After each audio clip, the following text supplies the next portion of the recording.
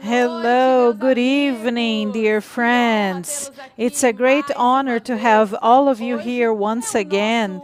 Today is our last program called Made in Brazil Talk Show of our Expo Zibo. And it was wonderful to have all of you here participating in our program throughout the entire week. It's wonderful to find out that you're always near us, always close to us taking part in our Expo Zibo, even though it is virtual this year. You're always going to be super welcome.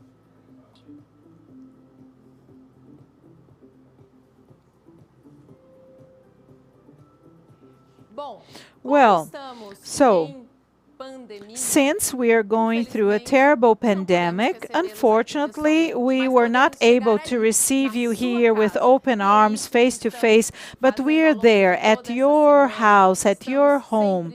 This is what we have been doing, okay? We have been reinventing ourselves so that we could arrive there at your home, at your office, because you couldn't be here with us.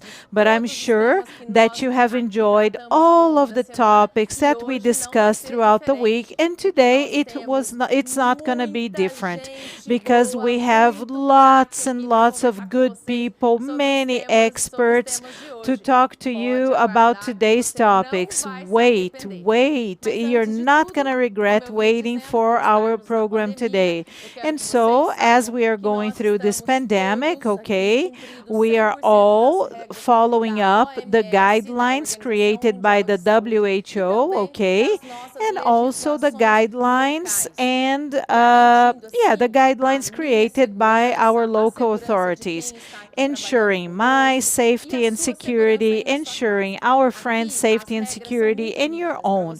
Here, the rules are very, very strict. So almost every single day, we have to take a PCR test, the COVID test, and we get this green bracelet so that we can work here, protect the staff. Everybody has been tested. All of them were tested today, and every single one of us tested negative for COVID-19, and we are super happy to be ending one more international activity during our Expo Zibo. To start off, obviously, we need to thank some special people. Apex Brazil, the Ministry of Agriculture and Livestock, Itamaraty, the Ministry of Foreign Affairs, the Ministry of Foreign Affairs, and every single person who works in this process in our market so that we can arrive at your home, at your office, and so that our products, our genetics, our inputs can be right there helping you to increase your productivity. So today we're going to enjoy this opportunity to discuss a very, very important topic. Well, to tell you the truth, how is the sustainability in Brazil and in the world? This is a very delicate, sensitive topic, but we have to discuss what has been done, what can improve, but a lot is already being done. And we have to tell the world what we have already done. So in order for us to discuss this, the reality of sustainability in Brazil and in the world, we're going to invite very, very special guests. And I would like to share with you the panel now, which is the Zibo Innovates panel and Zibo Innovates block, okay? And so that you can get to know the farms, okay? And everybody who is a member of our project.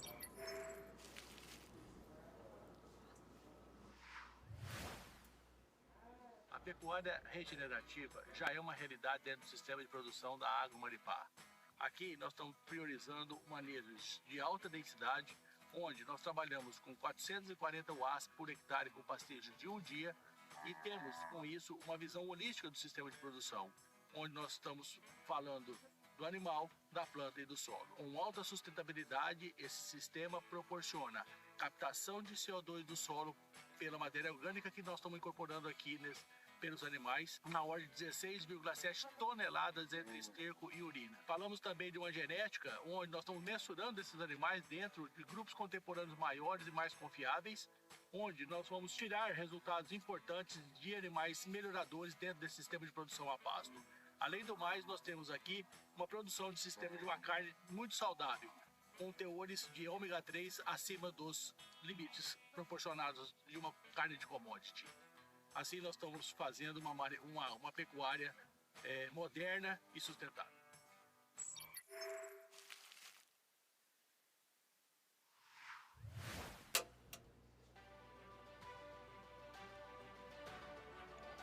O campo brasileiro alimenta 1 bilhão de pessoas ao redor do mundo. Somos a maior revolução agropecuária das últimas décadas. E mesmo com tamanha escala produtiva, temos a maior área de proteção ambiental em todo o planeta, porque o nosso maior compromisso é com as próximas gerações. A nossa essência é o campo, o nosso orgulho é a terra. A resiliência, nossa maior virtude. E a nossa fé é o que nos eleva.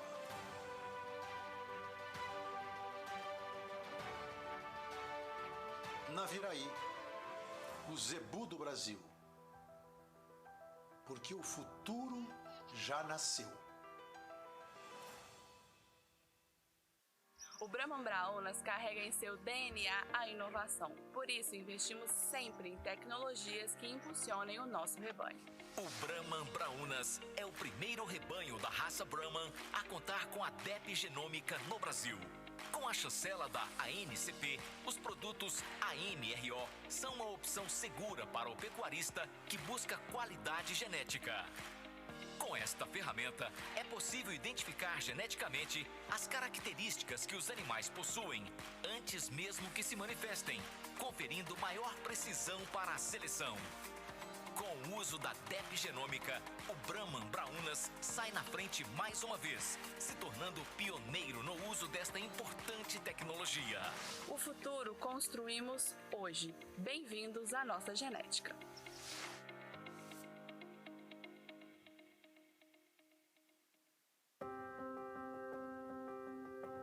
Cláudio e eu estamos muito felizes que a genética do Sítio Rio Negro, que começamos há 13 anos atrás no Ceará, continua aqui em Uberaba, na Zebuembro. Essa daqui, por exemplo, é uma das nossas doadoras. Todo criador sabe como é difícil selecionar uma boa matriz, uma boa doadora. Ela depende da boa genética, mas também do manejo, dos bons tratos, da equipe e de muita observação. O animal, desde pequenininho, tem que ser muito bem observado, toda a evolução dele tem que ser muito bem selecionada.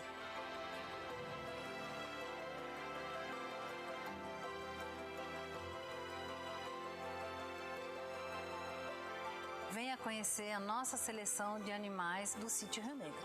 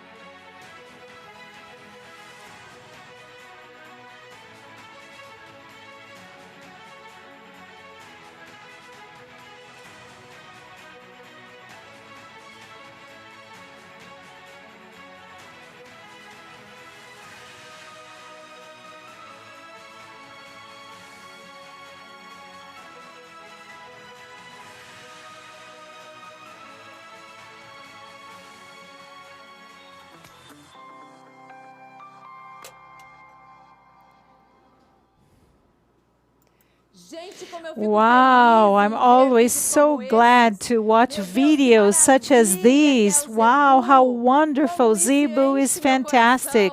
And this fills up my heart. I'm so glad to see such beautiful herds, such beautiful cattle. This is Brazil. This is our Zebu breed. And we work with sustainability. And this is a source of great joy. And so in order for us to discuss sustainability, first of all, I need to invite to be part of this panel with me at the studio my dear friend Ariana Sangiovanni Ferreira. She is the manager of Zebu.org, a website on which you can find zootechnical and historical information created by ABCZ. She has a degree in zootechnics by FAZU, and she is a master in planning and development, rural planning and development. Wow, Ariana, welcome. It's a great joy to see you here, to welcome you here, okay, at the studio. Okay, and now, in order for me to get closer to you, I have to put on my mask, okay? And then we're going to go so that we can invite our other guests. We're going to invite our other guests, very special guests for tonight, yeah? So let's start. I believe they are here on the screen with us. Yes, hello. Wonderful, wonderful. Good evening, ladies and gentlemen. It's a great honor to be here with you, even though I'm far away. Dr. Paulo, okay, he is an economist. He has a degree from the University of Juiz de Fora. He has a master's in applied economics by the Federal University of Viçosa, and he has a doctorate degree in applied economics by Exalc and the Federal University of São Paulo. He's a professor at the Federal University of Juiz de Fora, a researcher at Embrapa. Wow, Dr. Paulo, it's wonderful to be here with you, to welcome you. Well, the honor is all mine to come to the conclusion that we are ending this week with a challenge, with a wonderful challenge that has been overcome, with a wonderful week, and I believe that when the vaccinations can take place in Brazil, we're going to be able to meet one another face to face and also to unite the world around Uberaba, the city in Minas Gerais, and also around the world. And so I don't know if our other guest has already connected to the show. Yes? Okay. Can I see him on the screen, please? Okay. Okay, who is coming? Who's just arriving? Nossa, você já percebeu que hoje quem sabe faz ao vivo, né? Yeah, if you know your stuff, you do it well and you do it live. Yes, yes. Okay, our guests are wonderful. Okay, so here we have Dr. Geraldo Bueno Marta Jr. Geraldo has a degree in agronomy from the Federal University of São Paulo, from the University of São Paulo, Exalc. He has a master's and a doctorate degree in agronomy, mainly focused on animal sciences and pastures. He is a researcher at Embrapa, and the researches that he coordinates focus on the bioeconomic development of bioeconomic performance of livestock, okay? And his studies focus on applied strategic intelligence. Welcome, Mr. Geraldo. Hello, good evening to all of you. Thank you so much for your kind invitation. And also to Dr. Paulo, my colleague. It's really nice being here and discussing our livestock production with you. Well, discussing livestock production is always great, yeah? We are passionate about this topic. So that's why we are so glad to welcome you here. So in order for us to be able to start and to start our chat and our debate, I would like to invite Dr. Paulo so that he can give his presentation to us. Is that okay? Is that okay? And so all of the information that you have prepared for us. Eu queria lembrar que o Brasil é um país diferenciado, porque é o único que consegue fazer uma agricultura totalmente diversificada no ambiente tropical. Isso não nasceu pronto, isso foi construído, é resultante da junção, da aliança do empreendedorismo do produtor e do agricultor brasileiro e da ciência brasileira. A ciência é representada pelas universidades, pelos institutos de pesquisa e pela Embrapa. E, sob a ótica dos produtores, representado pelas associações que nos organizam e nos representam. É claro que quando a gente junta ciência e empreendedorismo, alguma coisa de boa sempre acontece. E, no caso específico, nós construímos uma característica muito própria, que é a produção de carne e leite com uma competitividade inigualável em relação ao que se faz nos trópicos e também o que se faz em ambiente temperado.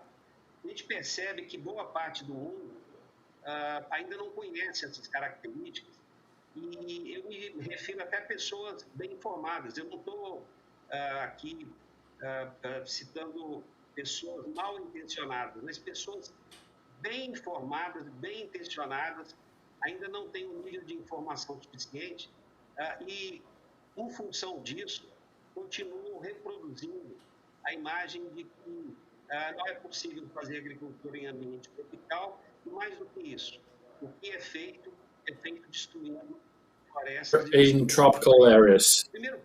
Even worse, they think that agriculture here is done to the detriment of forests by cutting down trees.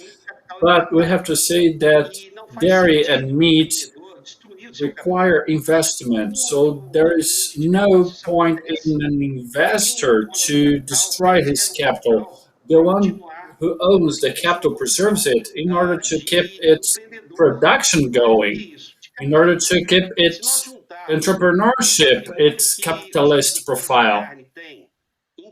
If we bring together the heritage in terms of land and animals breeders have, it's always more than what the meat packers are worth. Same for dairy breeders, the ones, they have lots of things in animals, and in dairy it's much more than any other dairy production plant. So the capital accumulated in beef cattle, dairy cattle, most of it is in primary production, most of the capital applied. That's why those who produce beef and milk in Brazil have this concern of making sustainable their production.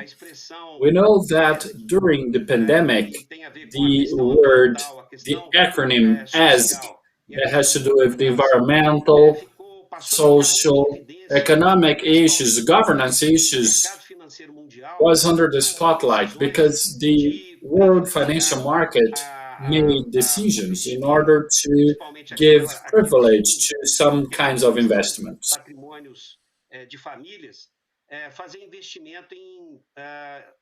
Some kinds of investments that are done in companies that show this concern with social diversity, with the environment, that show concerns concerning their organizational process. But if the financial market finds that out and speed up that characteristics, those that are in the beef and milk production in Brazil, they already had this concept and were putting that into practice long before.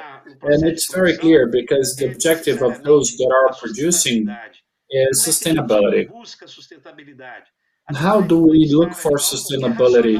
By means of the animal welfare, because it's rational.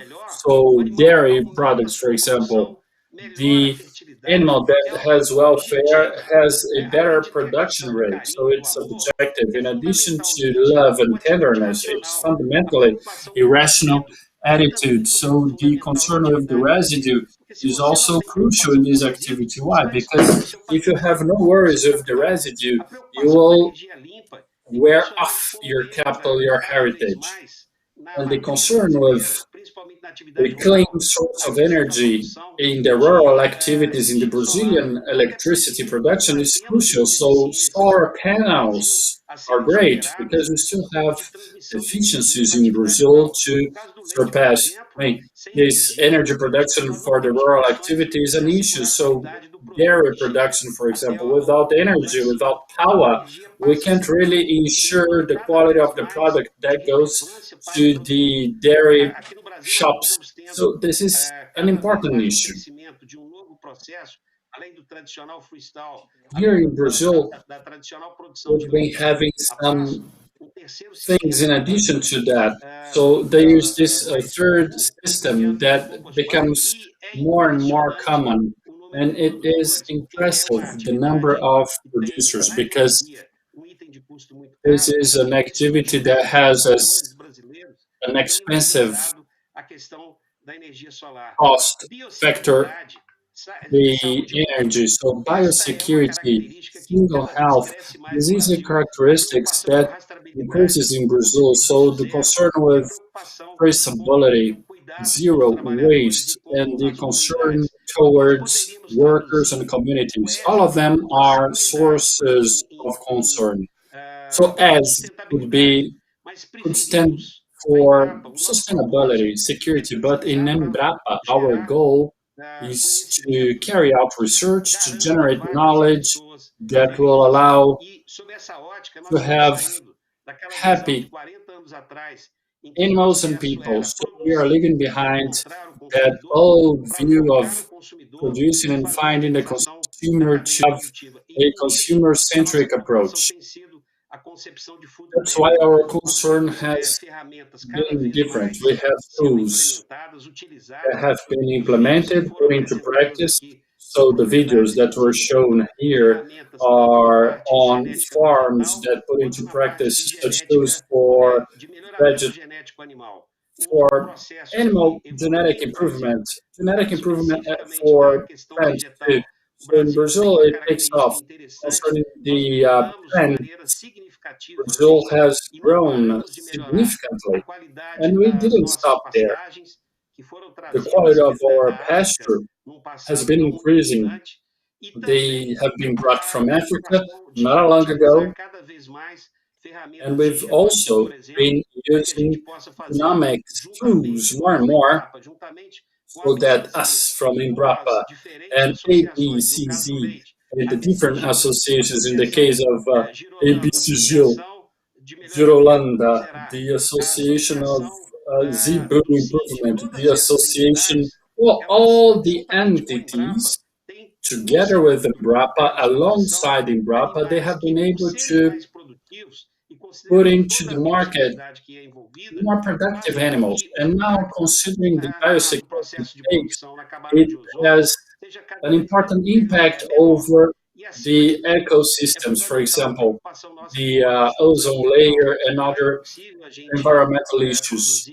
In addition, we have to pay attention to the animal welfare. It's impossible to produce if the animal is not healthy, if the animal is not eating well, because it will, down the line, represent more expensive cost factors. So I'm talking about rationality here. Brazilian farmer breeder is rational, and he has a concrete concern with the environment. We could talk about other things concerning tools that have been used by Brazilian producers and the linkage between Embrapa universities and startups, as well as large, big corporations. It's been a different approach over the last 4 years. Anyways, as my time is running up, I'd like to say that here in Brazil, we have this concept that is zero meat carbon. So we can also work with this dairy product zero carbon in place. So I rest my case here. Thank you. Wow, that's great, Professor. It was such a blast. Wow, marvelous. But you will be right back here, okay? So we want to really hear lots from you. Now, Professor Zeraldo. Nos ouve? Nos escuta? Hello. Ótimo. Então, por favor, nos traga suas considerações. That's great. So now, tell us. Well, I think that some important issues were raised here. This panel that is entitled There's Technology Here. And the first thing to bring up and touch upon is the issue that throughout the last decades, Brazil was and has been able to build research-based, science-based agriculture production. So you see that 70%, 68%, if you want to be more precise, of this income is technology dependent. That is, we're talking about what you are just highlighting here, right? Another issue Paulo has already raised is something that we cannot just look over. We have to take into account sustainability when we think of production strategies. And here the message is, truth be told, sustainability has multiple dimensions, right? As Paulo has already highlighted. They are very interdependent. What do I mean by that? Well, if we focus only on the economic dimension or social or environmental dimensions, we will not be able to achieve sustainability as a whole, the multiple layers of sustainability. In the ideal world, we would have a winning strategy. I mean, we are winning in all faces of this triangle simultaneously. If that's not able, we are going to look for this small loss, great gains strategy, right? So what do I mean? Small economic loss for big gains in the social and the environmental aspects, or small loss in the environmental issue in order to ensure great gains in the economic or social aspects. Well, what I want to call your attention to here in this slide is the style of the Brazilian livestock growth, because we talk about a science-based agriculture. We say that we've adopted technology, indeed. But, well, I think that this slide will show us interesting things. First, when we're talking about productivity of this pasture-based cattle raising, people associate productivity with this location rate. So this is the result of this multiplication between animal performance and this rate of location, rate of occupation. The thing won't stand by itself. If we consider the last 2 decades, when the productivity rates increased, the animal performance it contributes to productivity more than the occupation rate.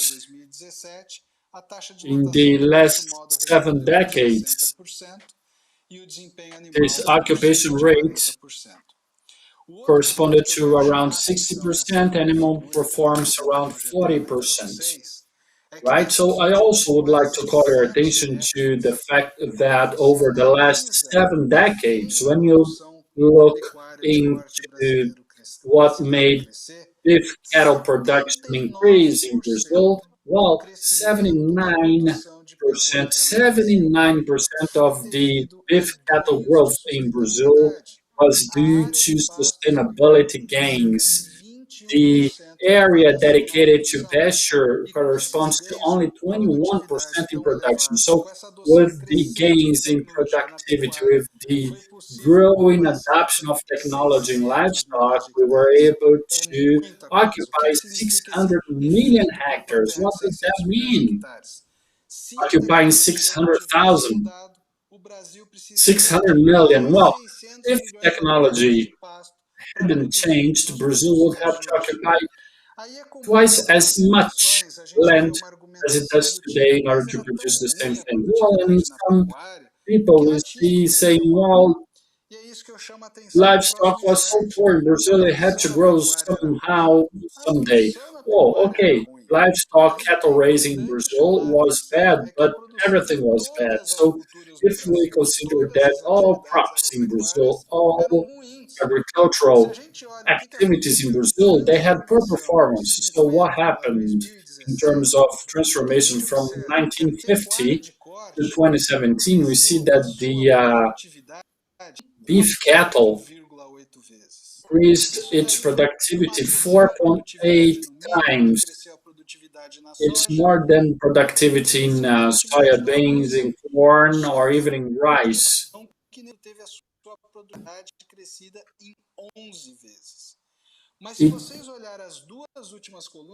There is just one crop that has grown more. So this rhythm was based on cotton and soya. In this period of 85 to 2017 is updating phase of livestock didn't hamper beef cattle from growing. So we can say that beef cattle production is a step back, is a backward sector. It is not. It's on a par with all the Brazilian agricultural activities. So let's move ahead. I would just like to call your attention to 2 points here. First, this transformation that has been very expressive actually in the Brazilian agriculture and cattle raising, it took place even if we had a low rate of incentives to farmers and breeders.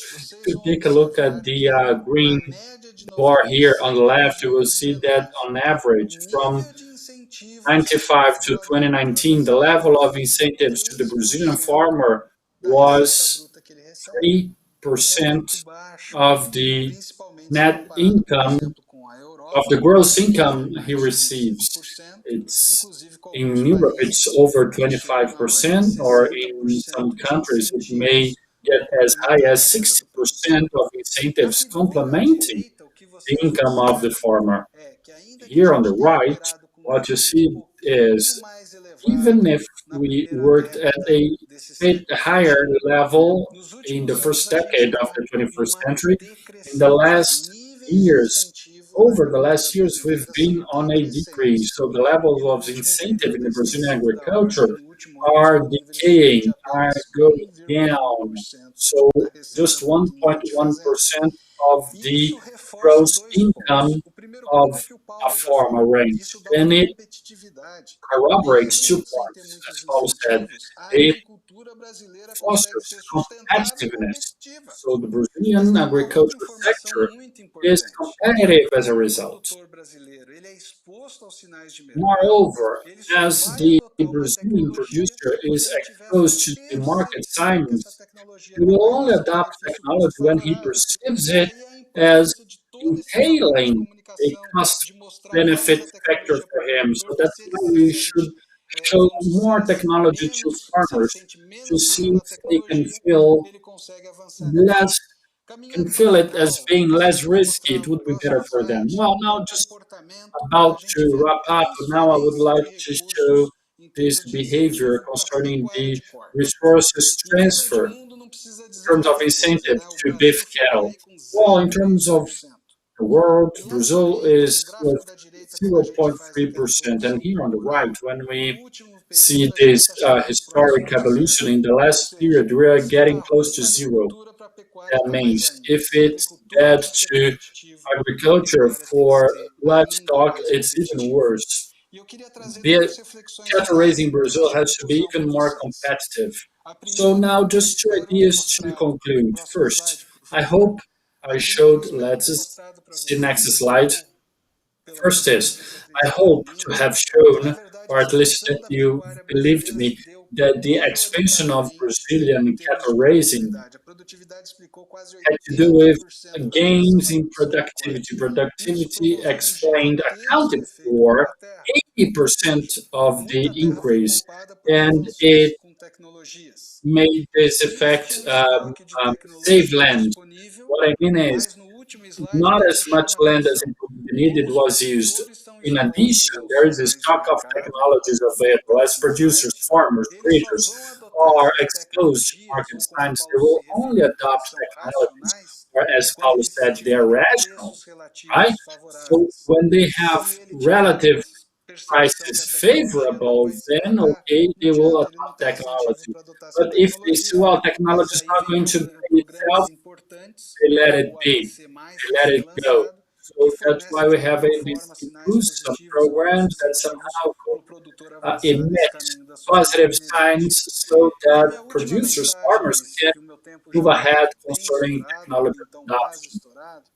Well, as I am in the run-up here, I just would like to say something to wrap up. The Brazilian cattle raising business has gained lots of ground in terms of sustainability, but I think that the technologies we've been adopting, they will allow us to gain even more ground towards sustainability. That's it. I am here just in case. Thank you. Wow, Geraldo, that's great to know that we've already gone down that road. We are not here standing still as many people think we are. We are just in this evolution process, right? Just like our guests here have already shown, we have evolved a lot already. And what is best? Well, we still have lots to do lying ahead of us. It shows that we can still work, we can still evolve and grow, right? It also raises sustainability issues, right? So, Mariana, we talk about, because you followed up on the works of our initiatives here, right? So, concerning the initiatives of our entity, taking on this responsibility of making sustainability a reality. So how do you see, how have we performed? Well, I think that what's important here is the homework, right?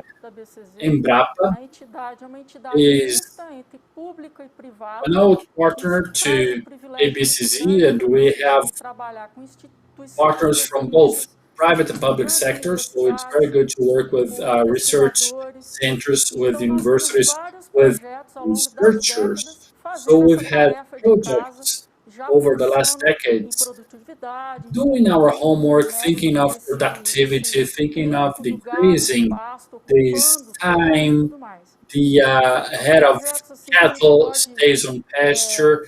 Well, so these are issues that we can talk about, right? So the main thing here is genetic improvement. And one of the main ones I do is the progenetics.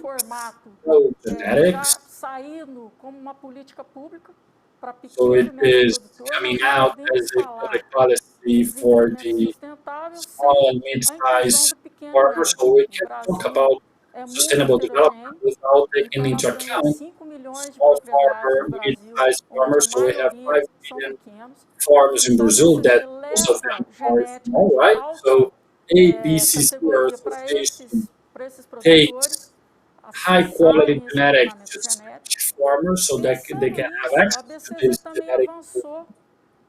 And as a result, ABCZ, over the last decades, has also advanced in terms of land regeneration, pasture regeneration, right?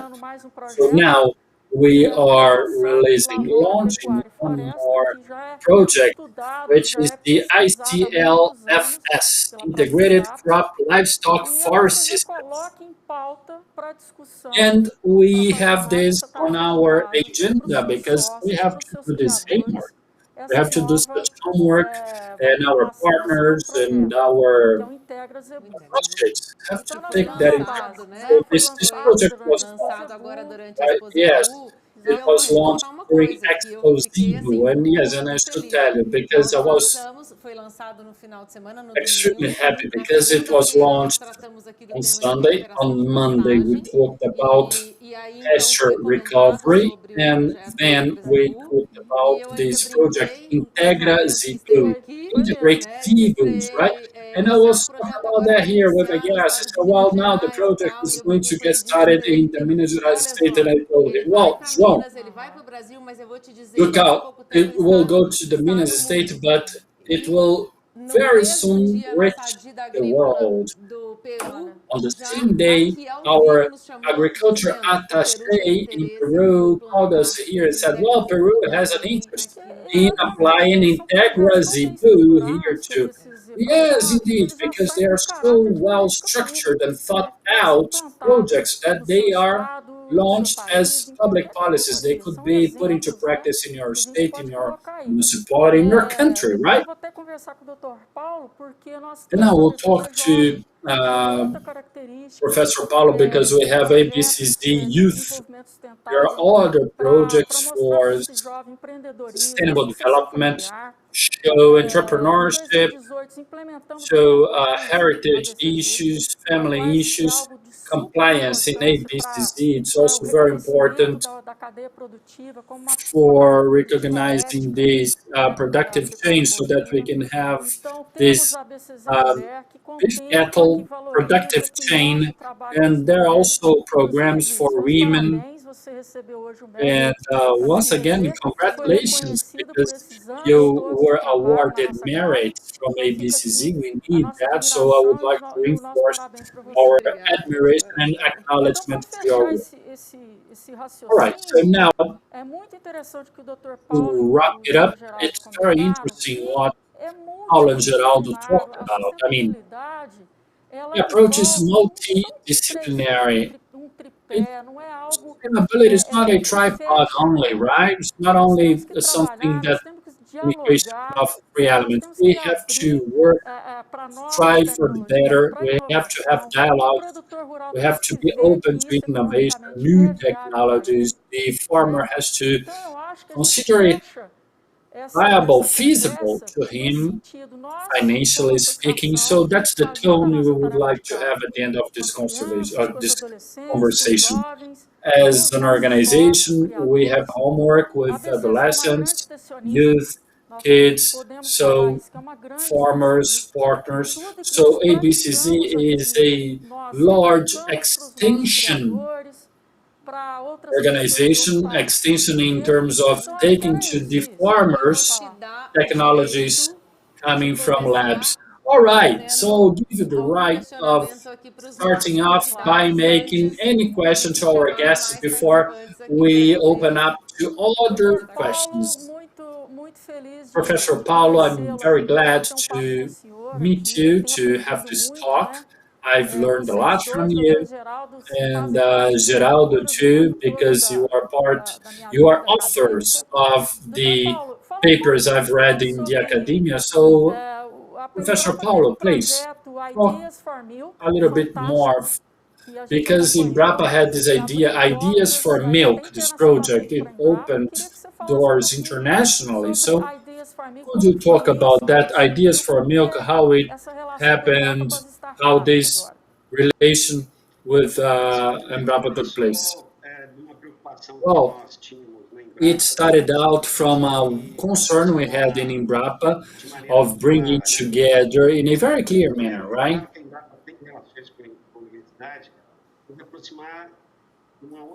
Embrapa has relationships with the university, so we have to work with this stake of open innovation. So we want to take companies inside universities, and at the same time take universities inside Embrapa. In a practical approach, what we have done is structured around 3 axes. First is the Caravan 4.0. We go to universities and we talk what about what's common. No one else will have this labor contract, right? You won't be signing any papers. You will have to run your own business. So we want to show the opportunities we have in that regard. In the case of dairy production chain, it's very worthy, and it's possible to multiply your income there, because most of the value generated by dairy is not milk and derivatives. It's rather products that come out as spin-offs and go to other chains. And this is not so known. So we can bring together vets, agronomists, people who work with different fields like information technology, and also with people that work in business, economy, and administration. And so this Caravan 4.0 has been very successful. I'm not going to take a long time because this would take a while. Sometimes they stay here for 5 days. If you know the logic behind this, you can call this Fari Pari. It takes place throughout an entire day. What is a dairy property with the researchers? Second one, what is a dairy plant? Okay, it's essential. This work that we do is essential. And each phase, they face interesting situations. They try to find solutions, digital solutions, and then they stay for 3 days discussing with the producers, with the ranchers, with the researchers. They go to Embrapa. It can be a dairy plant, it can be a technology company, etc. And then on the 4th day, they presented the solutions that they created, and then we're going to have the third phase. One is independent from the other. One, for instance, we can do it in São Paulo, okay? But we have a huge event room facility, and then to those facilities we take startups that we select from all over Brazil, and we select the best startups of that year, and that startup is analyzed by entrepreneurs, by business people, and the environment is extremely favorable. They receive support from Embrapa. Just as an example, there was a young guy, and he talked about the opportunities that milk can offer from the Federal University of Viçosa. In the second year, he was a member of the federal team of Viçosa. He took part in a hackathon, but he was not successful. And so his team was multidisciplinary, and so they decided to move forward the proposal they had presented during the hackathon. And then they won as the best startup company the following year. And now this startup and their solution is already being purchased by dairy plants all over the world. And so this gives you an interesting example, because this young guy is going to graduate in about 2 years. The university wins, the young man wins, and then we leave our departments, we leave this silo that is each one of the departments at the university. We, as Embrapa, we win because we are becoming younger and younger and newer, and we also have an open innovation exercise. We are uniting the competence of the universities, we're joining the competence of the business people in the market, and also Embrapa. And then as a result, we have solutions that aim to optimize the production system. And this unites us together because we are all interested in sustainability. Wow, what a wonderful case! What a wonderful case. So they are saying that our time is way over, but I would like you to ask a question to Professor Geraldo, okay? Even though our time is up, Dr. Geraldo, very briefly, what are the strategies that Embrapa has nowadays so that it can assist and help the ranchers, the producers, the farmers in terms of climate change? What are the tools that you guys can offer to the livestock producers, to farmers, to ranchers, so that we can organize ourselves and get prepared in the medium and in the long run, please? Oh, thank you for the question. Well, I believe that we are already working focus on climate change from different perspectives. And so Embrapa is starting at its activities, starting from the creation of new cultivars, new practices, new production systems and practices. So you mentioned crop, livestock, forest, integrated systems, and this is very interesting. Why? Because it is a bold strategy to intensify your production in a sustainable way. So producers can increase their productivity. It allows farmers to increase the yield of their crops. Where in the world are you able to produce 365 days a year without irrigation? In Brazil. And you have the integrated crop, livestock, forest systems, the ICLFSs. You can increase your productivity and you also can disrupt pests, the pest cycles, the disease cycles. You can use your resources better. And so when we talk about the decision-making process, many things are being done within Embrapa. For instance, models that are more and more effective to help them with the pasture budgeting. If the rancher is able to find out how the pasture is going to behave 2 weeks in advance, they are going to be able to increase their supplementation strategy. Maybe they're going to be able to get a better price on the animal that he's going to have to sell to have more income or resources. So we are working with models to help our ranchers and farmers to diminish pressure over water resources, to diminish the pressure over the use of the soil, to balance all the prices. And so now we have started working with some models that allow us to ask these questions. If this and this happens, what will the responses be? How will the agricultural sector or agribusiness sector respond to that regarding water resources, the use of the soil? And we hope to be able to decode this kind of information, this knowledge, more and more, make it easier for the producers to learn this, apprehend this knowledge. And so we have a sustainable program for the Brazilian savanna, which is the Cerrado, and then we have researches highly connected to what's happening on the farms. So we have hundreds and hundreds of farms that are going to be monitored by this program, and the farms are located in 4 main states in the Cerrado: Mato Grosso, Mato Grosso do Sul, Minas Gerais, and Goiás. All of these states are in the Brazilian savanna called Cerrado. Oh, wonderful. I'm passionate. I'm in love with all of this information. We have learned so much in 1 hour. Well, before we inviting our other wonderful guests over, the representatives from the farms that are members of the Brazilian Cattle Project, and they're going to come to share with us, okay? So,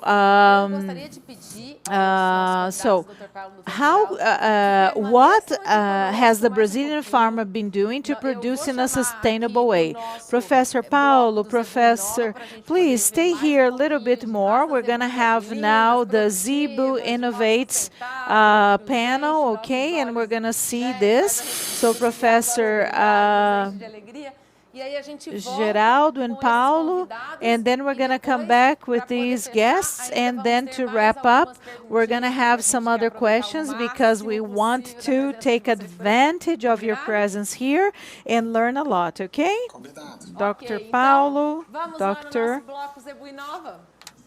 Geraldo, yes, now it's Zebu Innovates. That is the block now. Thank you. As raças zebuínas fazem parte da nossa seleção genética pela sua rusticidade, pela sua adaptabilidade. Com isso, temos aí uma produção sustentável a pasto, tanto de carne quanto de leite. Estamos mais de uma década trabalhando com essa seleção firme. Iniciamos com a raça Guzerá pelo seu duplo propósito. Temos a preocupação de selecionar dentro do nosso plantel a característica de cada indivíduo, que se destacam pela produção leiteira. Aproveitamos para poder incrementar no nosso plantel a produção do Guzolando, que vem se provando a cada dia o imenso mercado já com seu reconhecimento. Isso faz parte da nossa seleção no Fazenda Amar. Passamos também a investir na raça Nelore. Junto com todo esse trabalho de seleção, estamos usando todas as ferramentas do PMGZ, da BCZ. Na Fazenda Amar também nos preocupamos com o meio ambiente. E para melhorar as nossas pastagens, desenvolvemos a nossa agricultura. Investimos também no bem-estar animal com o plantio de mudas para o sombreamento ao longo da nossa fazenda. Nós trabalhamos com a certeza de que a raça zebuína é a alternativa para a pecuária sustentável no mundo.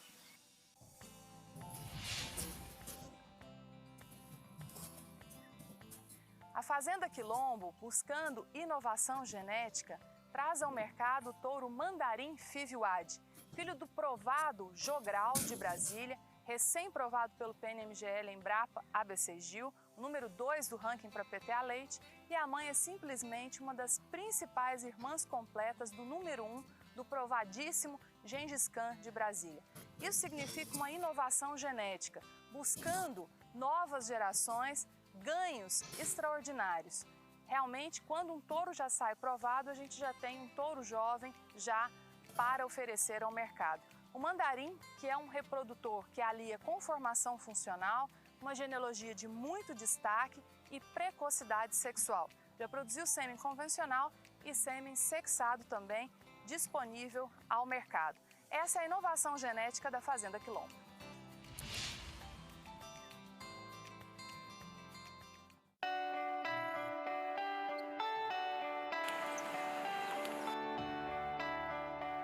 O Grupo Rima, com mais de 15 anos na seleção da raça Nelore, se destaca em qualidade genética, tecnologia e respeito ao meio ambiente. Como forma de garantir melhor sustentabilidade em nosso processo produtivo, vislumbramos a junção de 2 dos nossos segmentos em uma mesma área para a produção de carne e madeira. Assim nasceu o sistema silvopastoril. Visando sempre a parte ambiental e a sustentabilidade, pleiteamos junto à Embrapa o selo Carne e Carbono Neutro.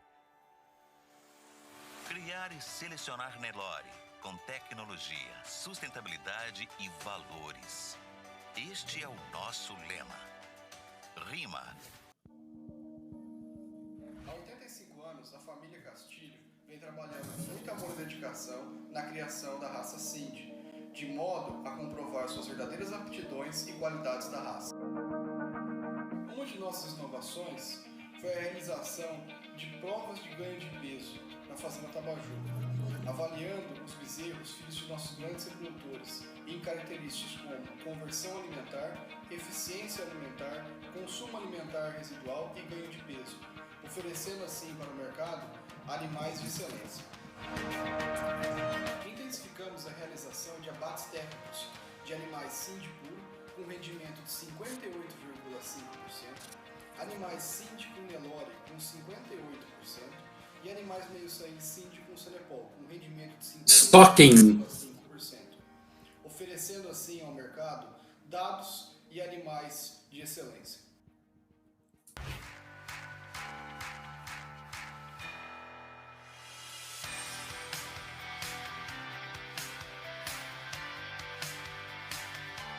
Bom dia, meu nome é Helena Cury, estou aqui na Fazenda Porangaba, município de Jardinópolis, São Paulo, Brasil.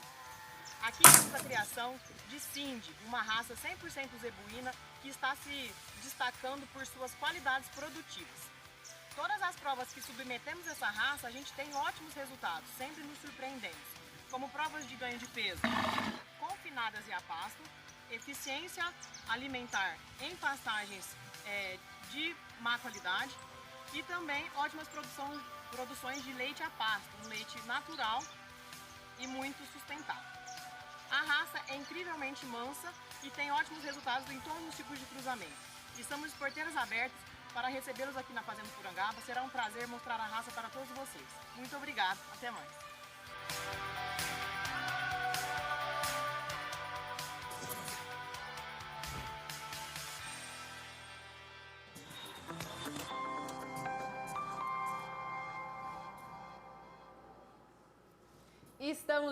Wow, we are back for our chat, and what a chat, right?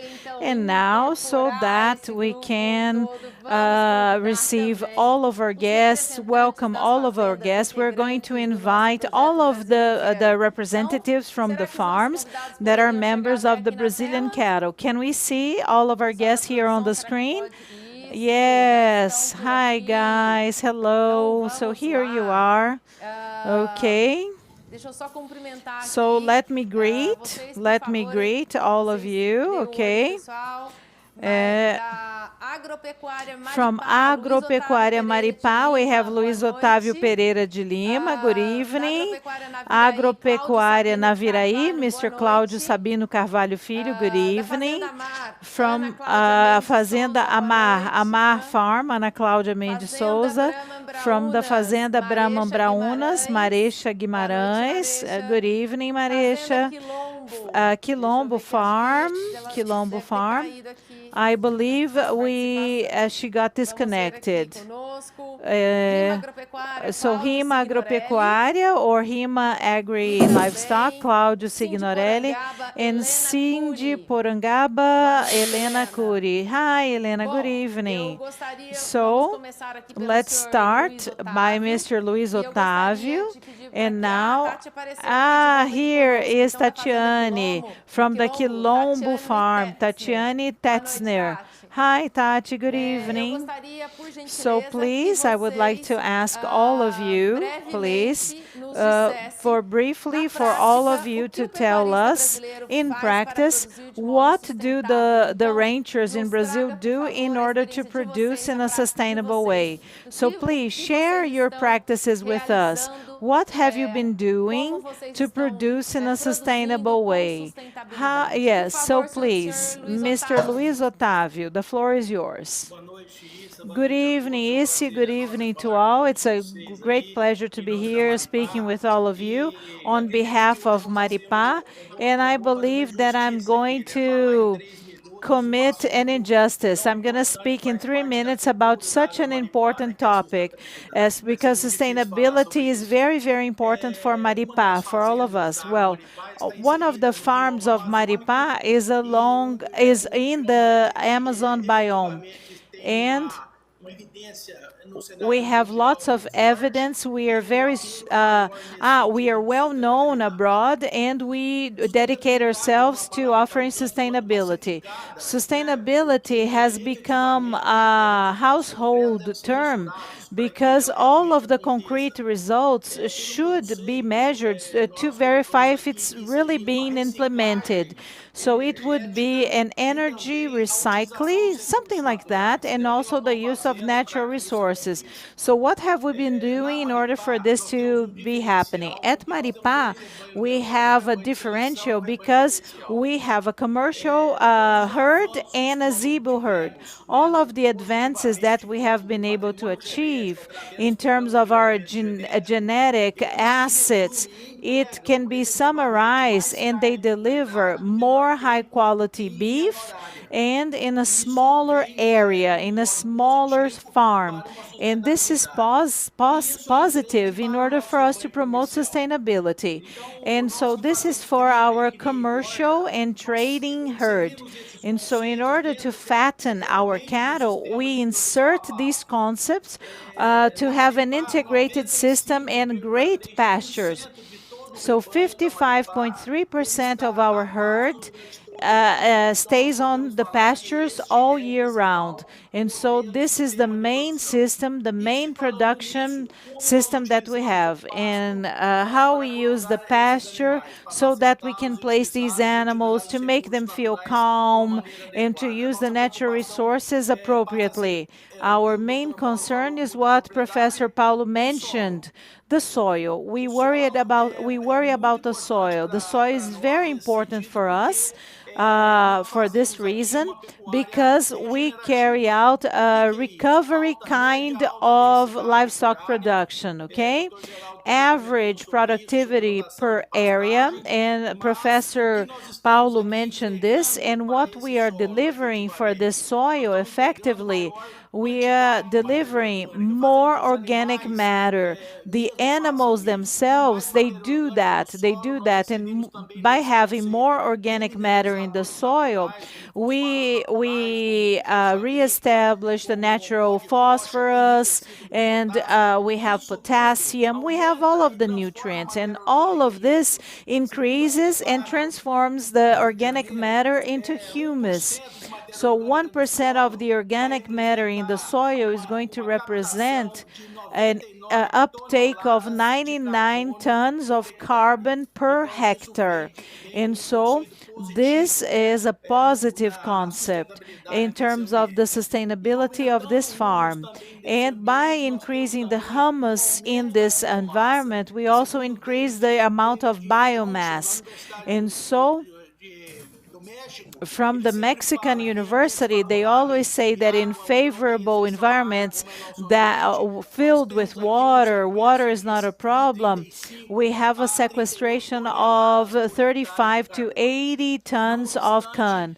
However, this concept of placing the animal in our open areas, we also have a consultancy company called Ecological, and it has shown to us in our forests. So we have carbon credits to be used in the preservation of the forest, okay?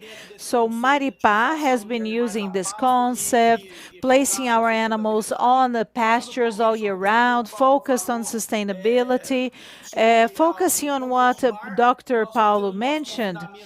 So we also have our confinement, okay, systems using effective microorganisms that we collect from our forests. We add this to our crops, and our crops is so focused on sustainability that we produce honey. We have beehives, and they are extremely sensitive to chemical products, okay? And the bees are coexisting wonderfully with our soybean crop, okay? So I just wanted to share what Maripá has been doing in the Amazon biome in only 3 minutes. Okay, thank you so much for sharing all this information with us. Now, Claudinho, it's your turn.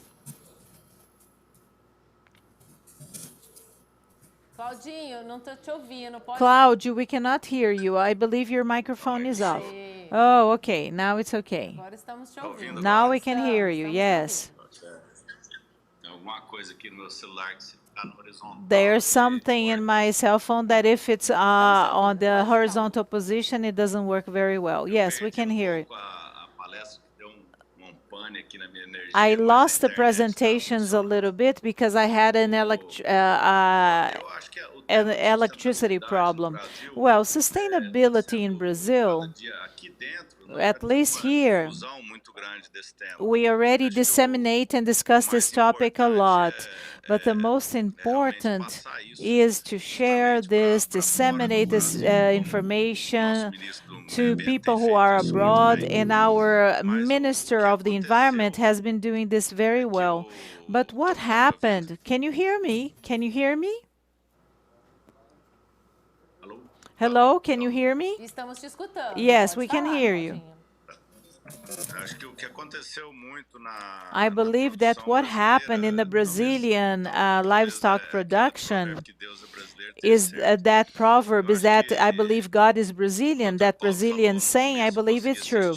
And Professor Paulo, I was able to watch all of Professor Paulo's presentation, but Professor Geraldo no. And Professor Paulo mentioned that the great asset that we have is our land, is our property. So Brazil was able to increase its productivity in a production system that is highly sustainable.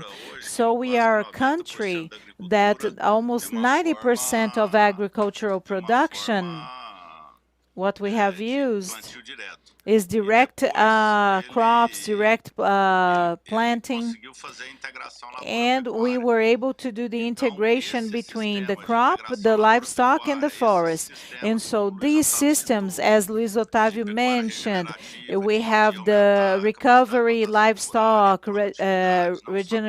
regenerative livestock, and also the productivity per area is extremely sustainable in Brazil.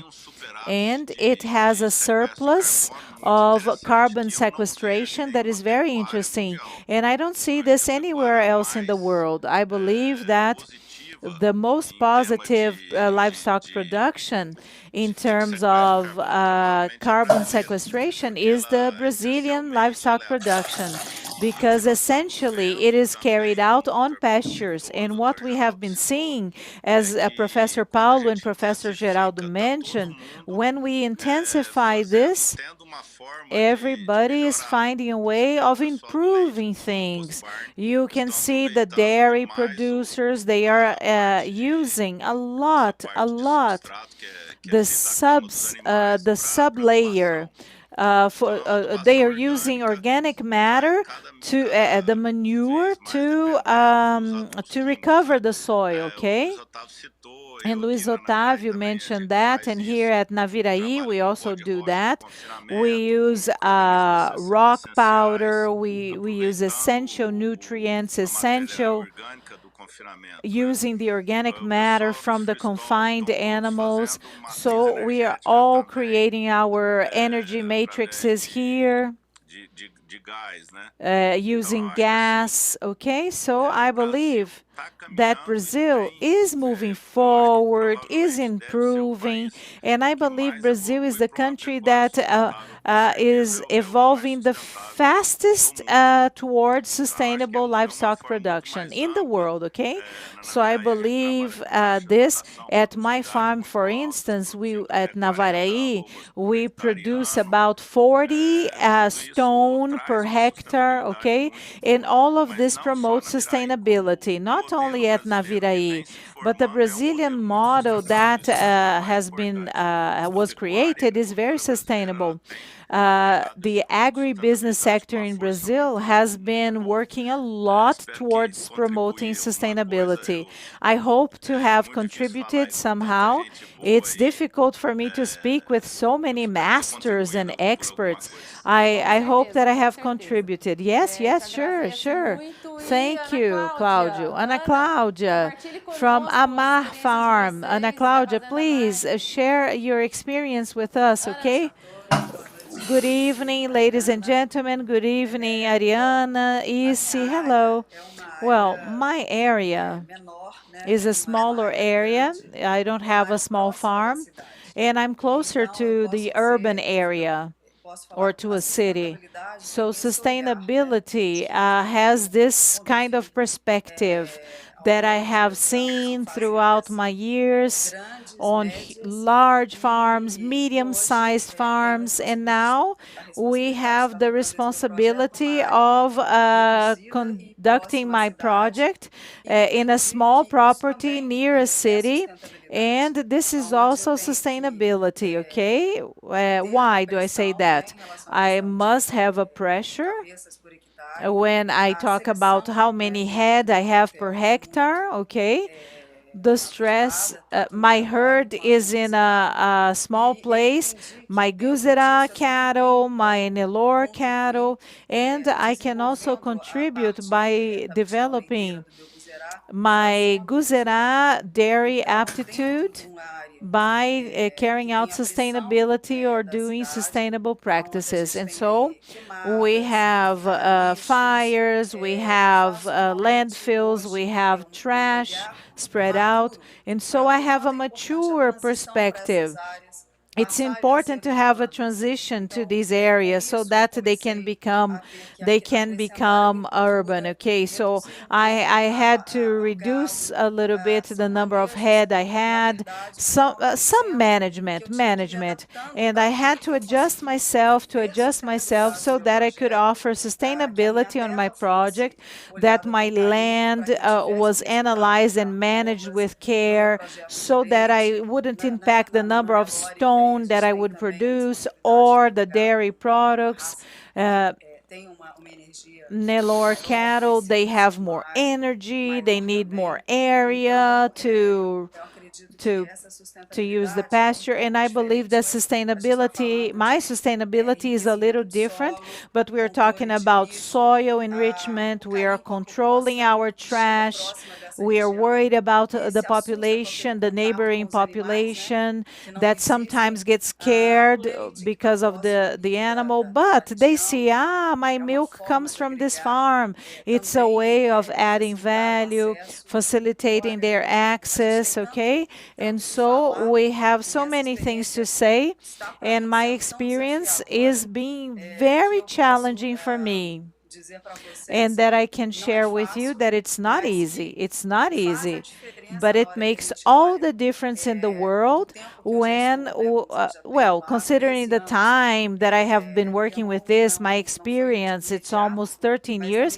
It was not overnight, but as time went by, I started feeling that I needed a new perspective. What am I going to do? How am I going to contribute to have a better soil? How am I going to carry out my management?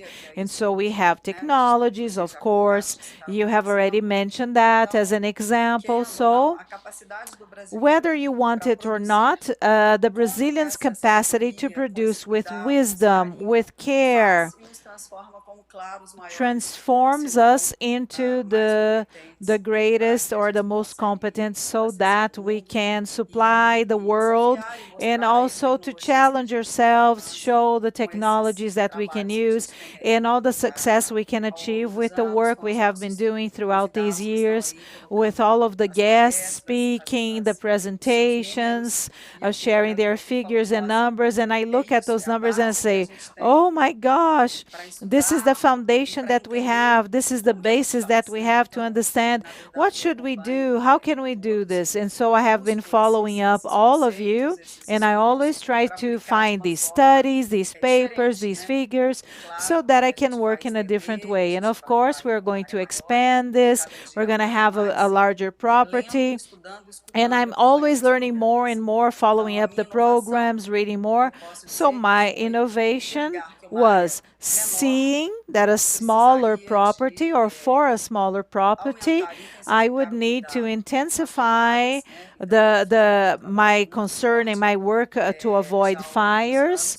And I have been doing this throughout the years, recovering the fences, taking care of the neighboring population, making my staff safe. But even though we can do this, we are not certain of this. And I also was able to produce more milk so that I could get adjusted to this reality. Okay, so that's it. Thank you. Yes, it is still sustainability, right? I just put it in other words. Thank you very much. Now, Maricia, tell us the sustainability in Brahma Braunas.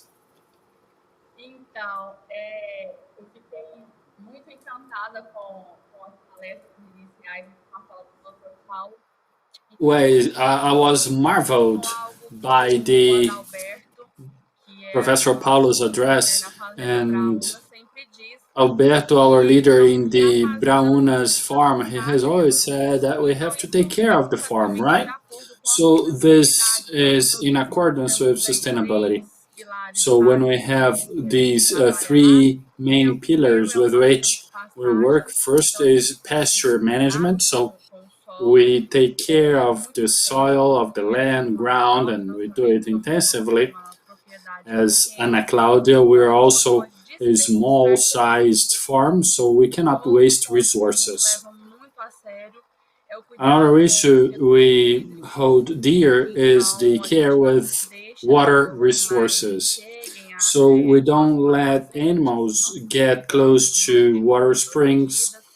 We keep things well protected. We keep the riparian forest, so all water is made available in water fountains so that the cattle can have access to quality water. We know it's crucial, and we do so by conserving such resources. And we also have to talk about genetic improvement, because when we talk about weight gain with more speed, we are also talking about the reduction of resources use. So our selection program in Braunas Farm is based on that. So we want to increase efficiency by means of using natural resources rationally. That's our base. So this year we started to make available to our clients the genomic EDPs. So we've been able to identify animals with the characteristics that we want, and we do it at an earlier stage. Technology is really our friend. Our program is always studying, researching, and looking for the best solutions so that we can be the most efficient possible and save resources, and most of all, natural resources, land, water, and investing a great deal in genetic improvement and selection, taking advantage of technology available in the market. All of that to the end of having a better herd, more efficient cattle, and taking care of the farm, which is the cradle of our profits and our well-being. We thus take care of this farm so that it can be very productive and efficient, and we've been managed to do so, I think, and we've been able to win more clients that are happy with the bull they see at the farm, or the even the other ones, because when we say that they are going to get to these different farmers, so if they see male, female donors, and we are talking about people who have never seen that very well, producers, farmers that aren't so aware of such things. When we sell high quality, we are contributing to that client. The client will save natural resources too. So the greatest hit here, the catch here is exactly that, is to offer genetics that will also help the intelligent use of resources. Perfect, that's it. Thank you very much. Tati, now that's your turn. Good evening, everyone. I believe that just like all the livestock cattle breeding projects, it's our task to take care of the land, the environment, take into account next generations, not only the generation that will take care of the farm, but also in terms of land, labor, and we have great care because there are people with kids, children, grandkids. Sometimes they go to the urban areas, they want to study more than their parents, their grandparents, and then they go back to the land bringing new knowledge. So I think that it's very important to give value to all that, to work beyond pasture recovery. And then we work in Carinopolis. We know very well this region of the Minas Gerais state triangle, very high humidity, So it's very important to take care of the water springs, water ways. So it's very important to have all care that is needed. And we know that this milk production is extremely sustainable, so we have to turn this forage in human protein. So I think it is the task of the rural farmer to think of this greatest thing, which is the land, and leave it to next generations. Unfortunately, as Dr. Paulo said very well, Professor Paulo, we have this distortion. What is disseminated by media is a little bit wrong, because the breeder knows he has to take care of it. So he knows that he has to leave the environment better than he found it, so that next generations can take it and improve it for the next generations too, and so on and so forth. So I think that it's a matter of legacy, and this care with the land is very important. So taking care of the droughts, with fires, I think it's very important, and we have to do our homework. So the farmer knows that when he really deals with land, with animals, with sustainability. I think that's it, and I would like to thank the opportunity here. We thank you, Tati, right? Tati, I know that you have an appointment now and you will have to leave, right? So I wish you success. Thank you very much. Now, Claudio, please, could you share with us the experiences of sustainability in RIMA?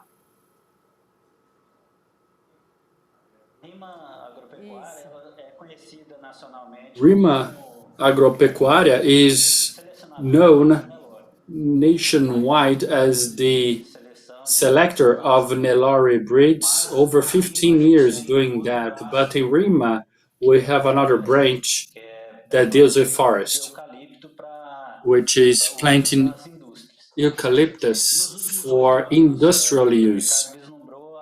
Over the last years, Ricardo envisaged the junction of both projects in order to improve sustainability. So in terms of eucalyptus no-till planting, we start with this Nelore herd, and we have receptors, and we transfer the beef cattle and embryos too, and then we work by fattening Nelores. That's what has to do with this no-till planting. And then we also use animals, or the beef cattle raising, as a way not to use pesticides, bringing down the use of fertilizers. So it all has as goal the improvement of the environmental issues. So now concerning cattle raising, we have started the joint planting of different crops together with cattle raising. So in this area, we started to plant forests, we started to plant eucalyptus, and we also increased the Nelore loose on the pasture. So that's where we have our proof of weight gain. So animals are raised loose in this consortium agro-silvo pastoral that is bringing together crop, livestock, and forest, right? So we're talking about integrated crop, livestock, forest systems, ICLFS. And then we have all this, and at the end they go to this bed of bows, and it takes place at the end of August. Together with the two segments, we established a partnership with the Federal University of Diamantina, and we started to conduct research. 3 topics that next year, if you're here and if you'd like to, we can show the results here. First is the environmental service. The other is the carbon sequestration and mitigation of greenhouse gases. and the other is animal welfare. So this is the system we have.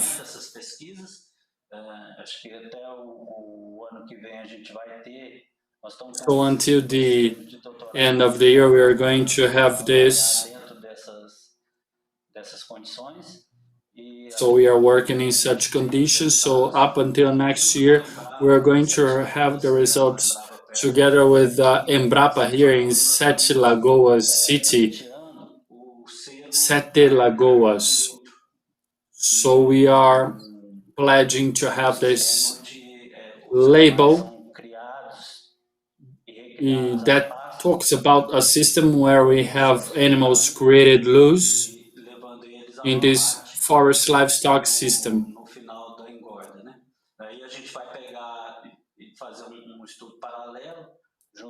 And then we're going to have a parallel study in the case of the slaughtered cattle and the cattle that is created for reproduction.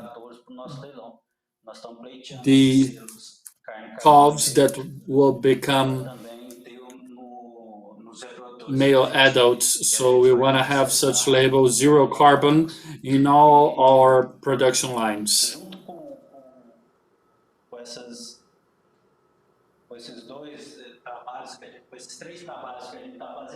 Together with these three things we're doing, we're also doing something internally. So we separated this eucalyptus part.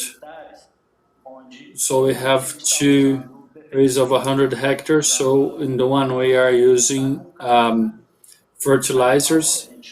In the other we call it animal pasture.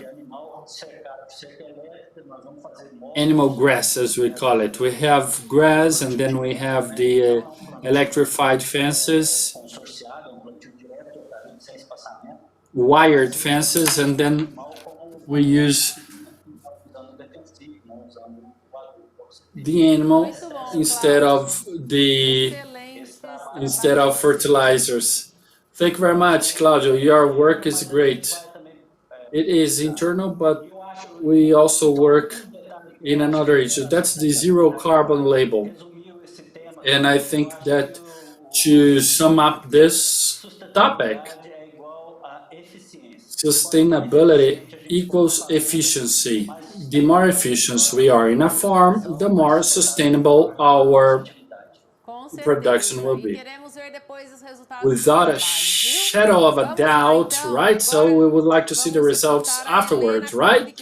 Now let's turn it over to Helena Cury, who is going to talk about Burangaba Works, right? What the works they carry out there. All right, so good evening, everyone.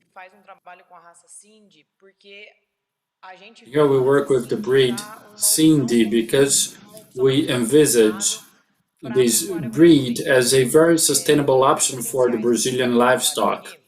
Among the different approaches we have here, the first is animal selection. In our farm Porangaba, concerning all the management of crops, of pasture, the use of legumes to increase the presence of nutrients in the ground. So it's very important for us that deal with animal genetic improvement to always look for an animal that will be sustainable. That is, the animal that will convert more food, that can remain in pasture or in a semi-confined system, that can put on weight without the need of having the environment. So that's what we would like to, and we are able to do that with efficiency tests, weight gain tests, so we can put to test what is sold, not only the male-female donors, but also the crossbreds, right? The breeds coming from crossbreeding, and I think that's the way in order to have a sustainable animal. Of course, that always hand in hand to forest reserves, right? That's how we should do.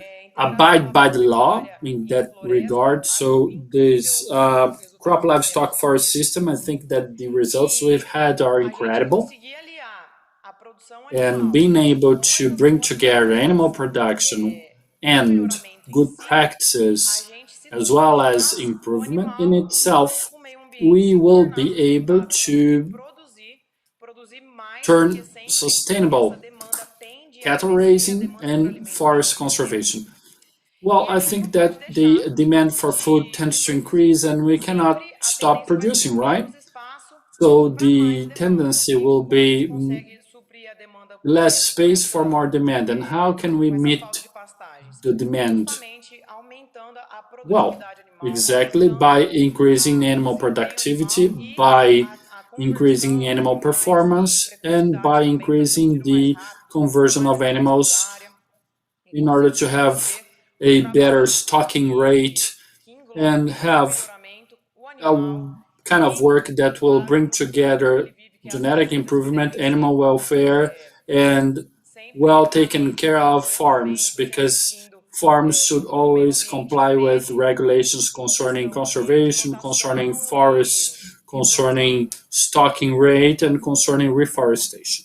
Chegou aqui conosco também da Fazenda Sítio Rio Negro, Plauto Demétrio. From Sítio Rio Negro, Plauto Demétrio is also here with us. Good evening, Plauto. Please, I would like to hear from you concerning the work you carry out using sustainability. Good evening, everyone. Can you hear me? Can you hear me? All right. So the Rio Negro Ranch has sustainability in its DNA because our genetic selection of dairy cattle was born in Guaramiranda, a mountain range in the countryside of Ceará state, and that's where we started, and now we are in an environmental protection area. We just use 20% of the area for cattle raising, right?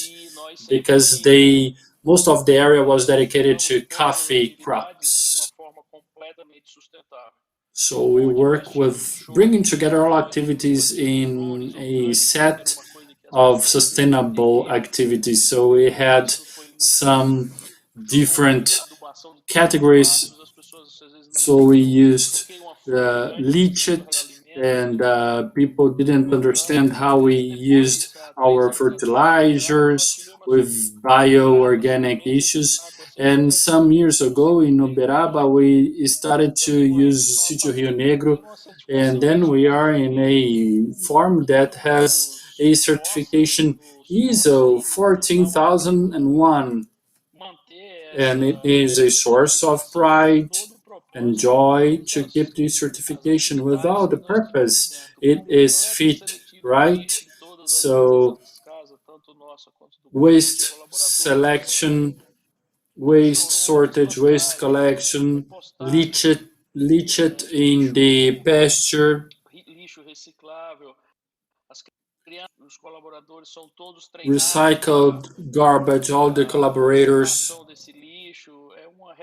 are created for that. So it is very interesting, and we have these genetics inserted here, and our genetics is here, and it has this certificate, and this administration is very well done, and it is done according to the German systematic way of doing things, right? So that's why we are very proud of our activities.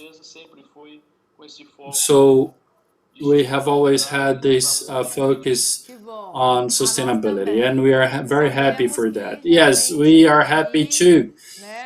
And we know that Micaela is very keen on organizing everything, right? All right, okay. But I gotta tell you that we have less than 5 minutes for Paulo to leave us, so we have time for just one question for him, right? And then I would like to know who from you would like to make just one question, because he has got to leave us. nós já podemos Someone has a question, or can we let him go? Well, someone is calling my attention here. Let me hear it out. Oi, Ana. Eu gostaria de fazer uma pergunta para o Dr. Paulo. Honestly, I would like to make a question to him.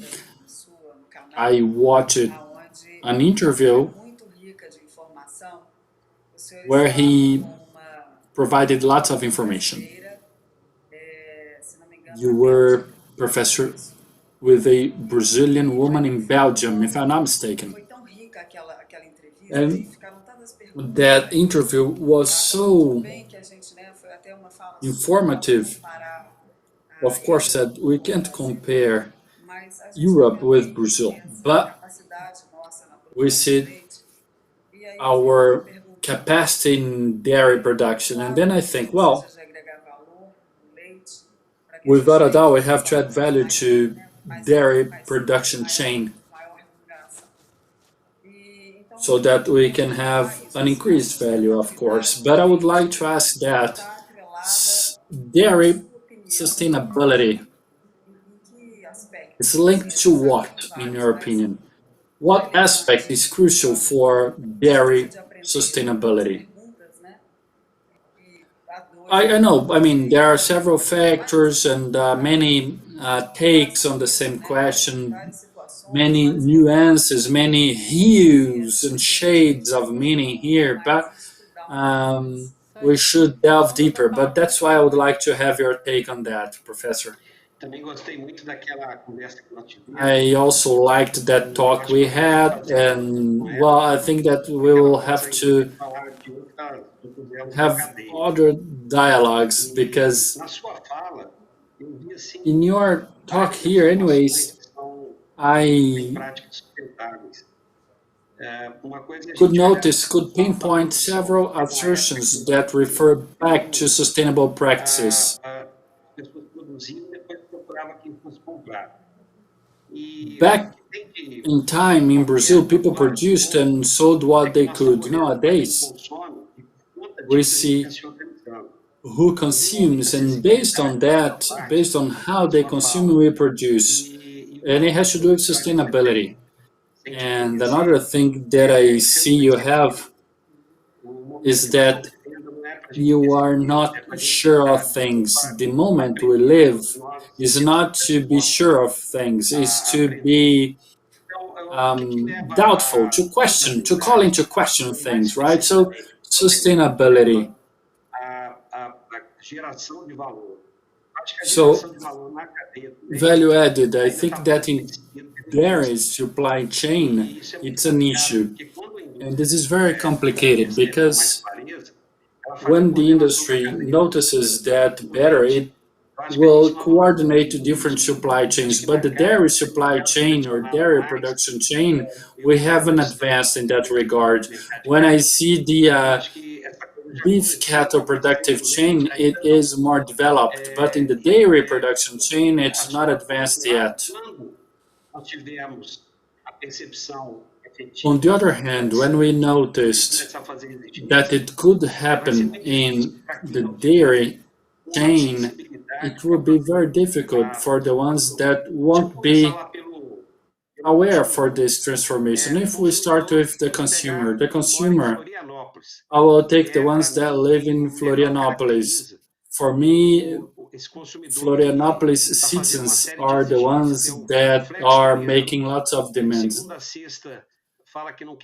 They say don't want to eat animal protein, milk or beef from Monday through Friday, and on the weekends they have it. For example, they don't like milk, but they eat cheese. And they make lots of questions that we should be able to answer, or at least to enlighten them.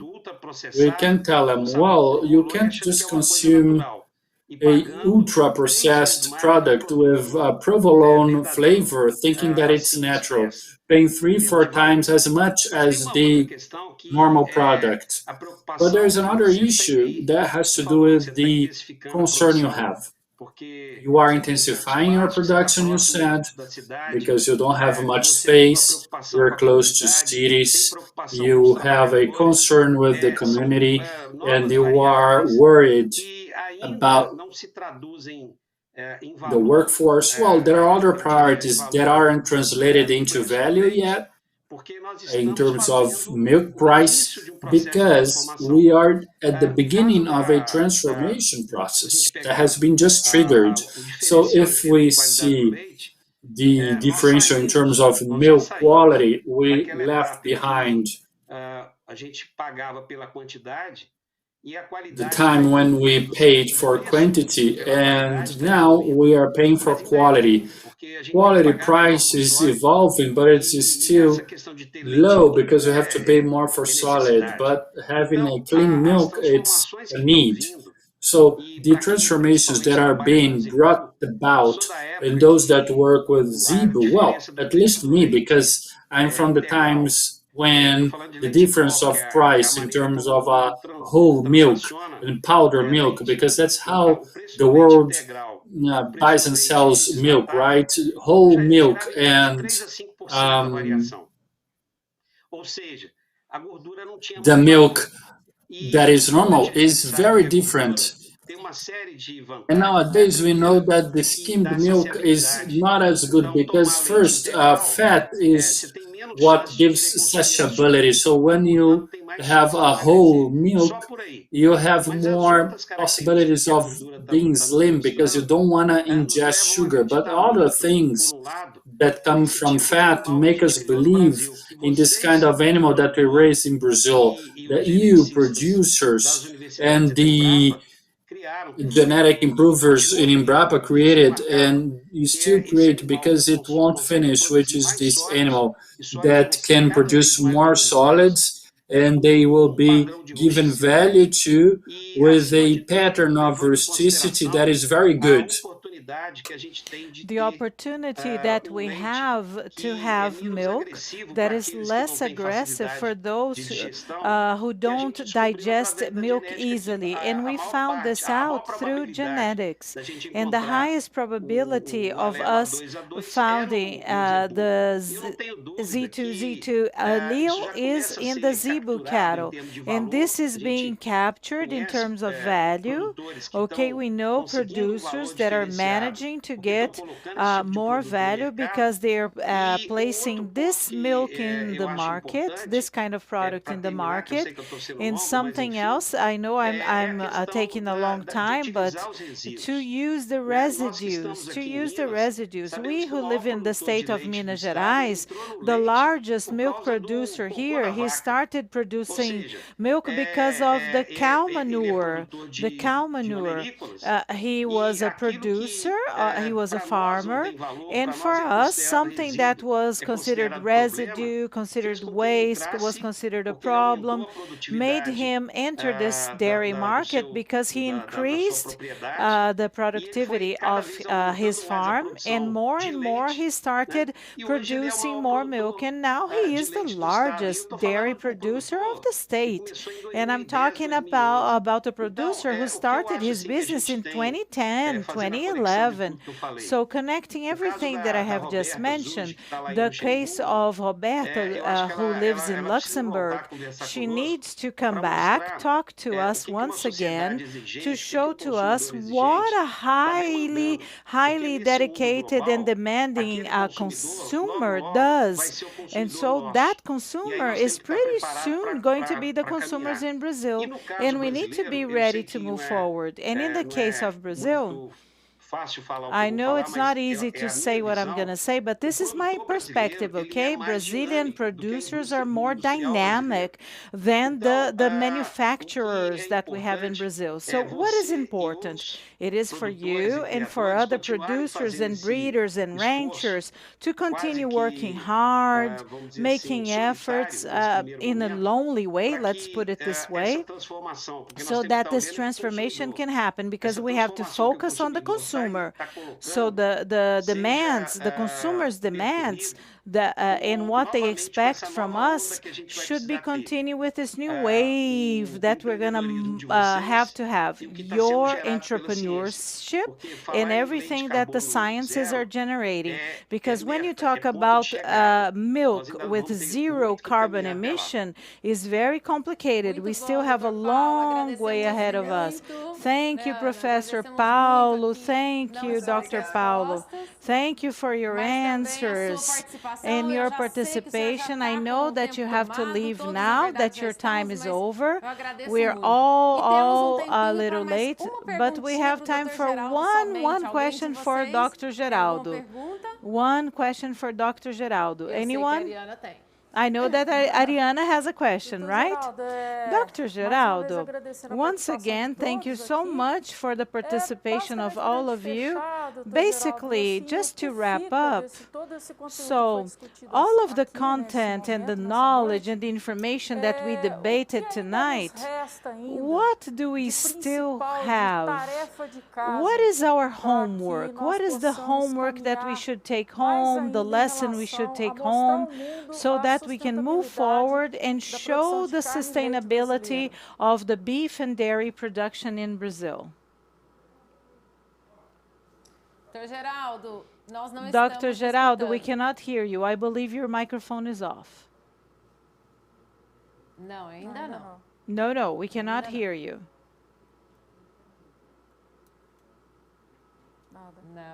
No. Acho que está fechado seu microfone. I believe your microphone is off or muted, no? Está aberto? Está aberto.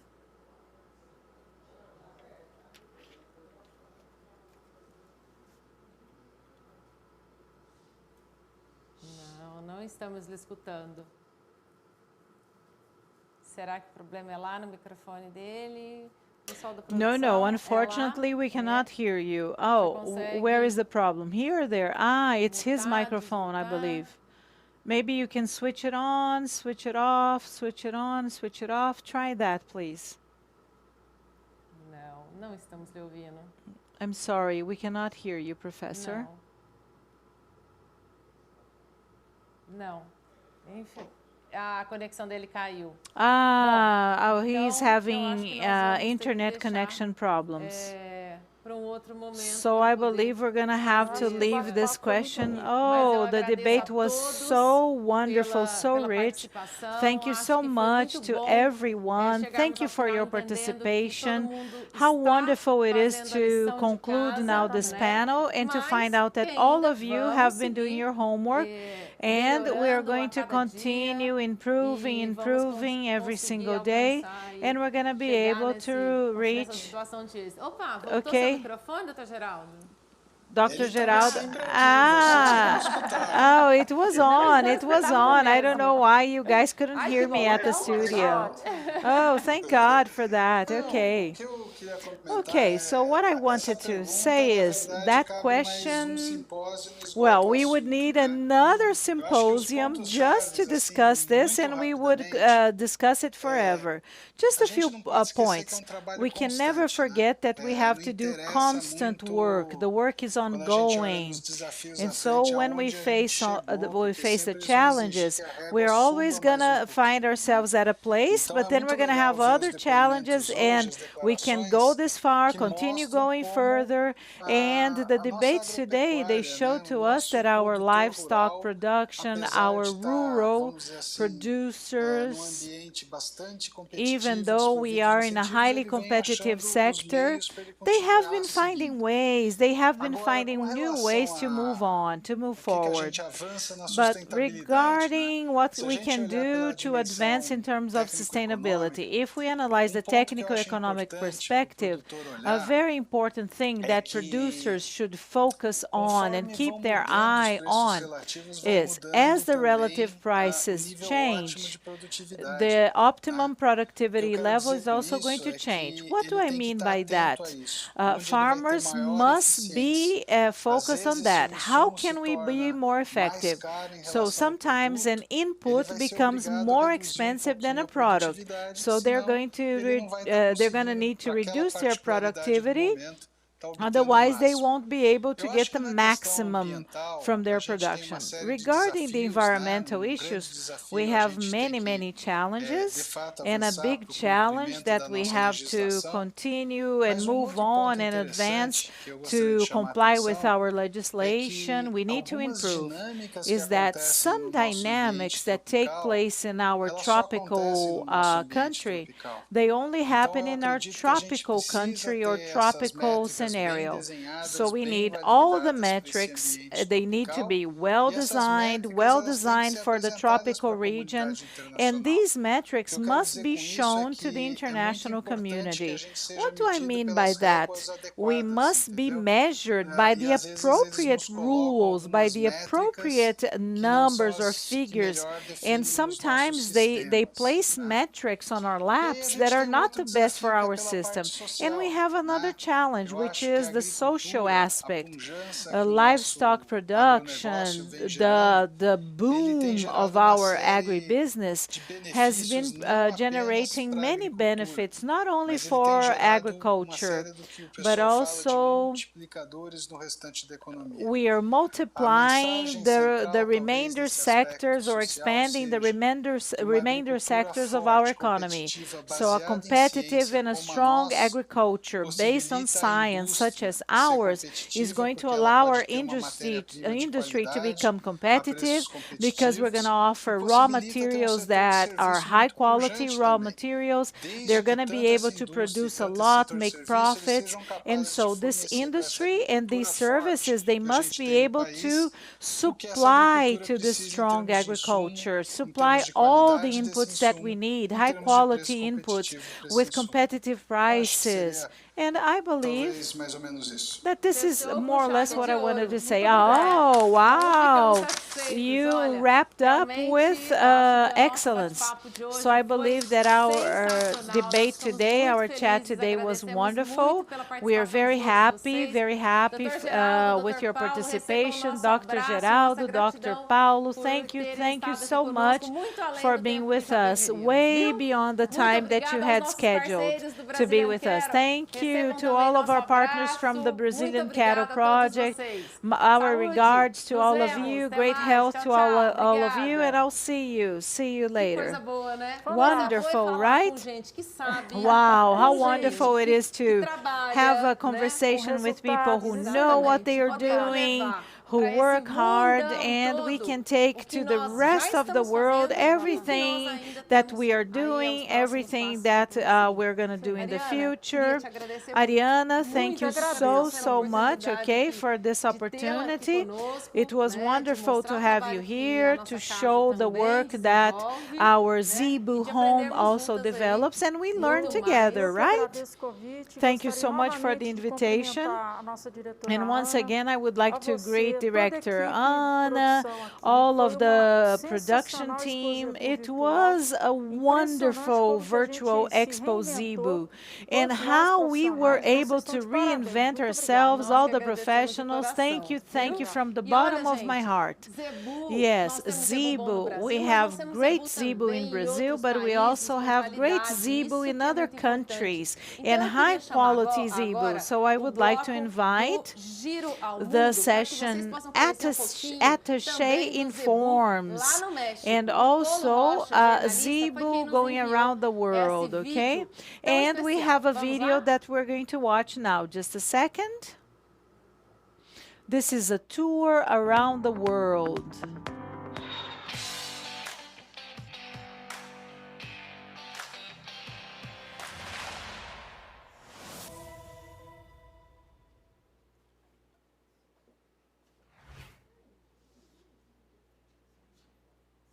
Comenzamos. So, let's start.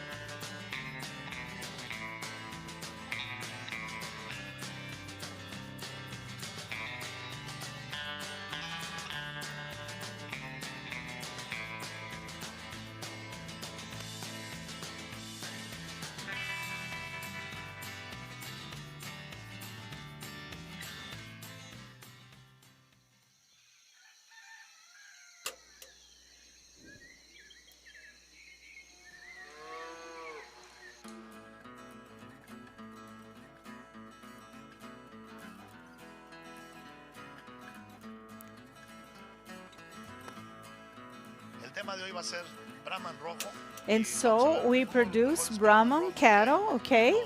Red Brahman.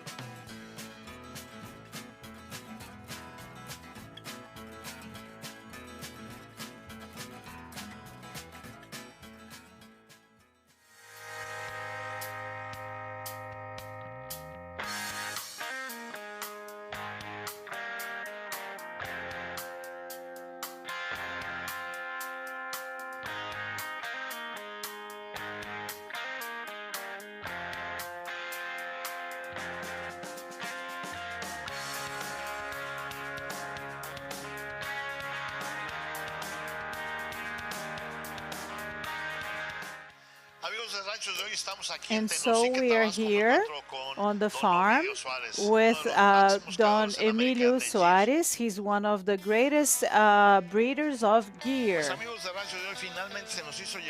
And so we have the Zapata with here, Emiliano Zapata, okay?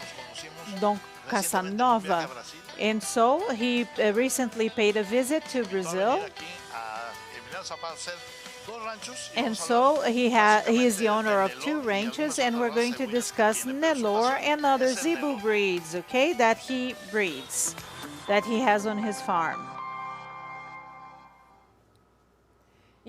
Yes, ladies and gentlemen. Okay, so now we are going to share with you all of the information that we received, that we're going to receive from our agricultural attaché, Maria Eduarda de Serra Machado. She is a Brazilian attaché in Thailand, Cambodia, and Laos. And she's going to share a video with us so that we can get to know the profile of all of the livestock production in Thailand. So let's check out what Maria Eduarda prepared for me. Hello, I'm Maria Eduarda de Serra Machado. I'm working as the agricultural attaché in the Brazilian embassy in Bangkok, and I was invited by the ABCZ to talk a little bit about the livestock production profile here in Thailand, and also to share some business opportunities that you may have. So I'm gonna start my presentation now, okay? In order for you to understand the livestock production in Thailand, I decided to divide my presentation in 2 parts, the beef cattle and the dairy cattle. Let's talk a little bit about the beef cattle. There are 3 main groups of beef cattle in Thailand, okay? We have the native cattle, which is the Bos indicus, and is native from Thailand, and it represents approximately 60% of all of the cattle population in Thailand. It's highly fertile, but it has low productivity, and it offers high rusticity. As you know, Thailand's climate is very similar to the climate in Brazil. They are also a tropical country, and they are facing the same climate challenges as Brazil. The other breeds that you can find here in Thailand, in the main states and provinces in Thailand, is the Brahman pure breed and also the Brahman mixed breed, okay? They represent approximately 35% of all of the cattle that they have here in Thailand. Well, I mean the beef cattle, okay? And a third group of beef cattle is the cattle that they fatten. It can be the Bos Taurus, represented by the Charolais and Angus pure breeds that were hybridized with the Brahman pure breed. And so you have these 3 main beef cattle that you can find in Thailand. And so the total estimate here is about 6,230,140 head. And most of them, as I mentioned, they have the native breed. Right afterwards, we have the mixed breed, okay, Brahman, mixed up with zebu and other animals that they have here, zebu breeds. And you also have almost 2% of the pure breed, and you also have cattle to be fattened, okay? And they like this kind of cattle a lot, mainly for the high quality beef that is produced here. And so they meet the demands of a very small market. The wealthy, they meet the demands, the consumption demands of the richest people here in Thailand. And as you can see on this slide here, most of the cattle properties in Thailand, beef cattle, they are basically small properties, small farms, okay?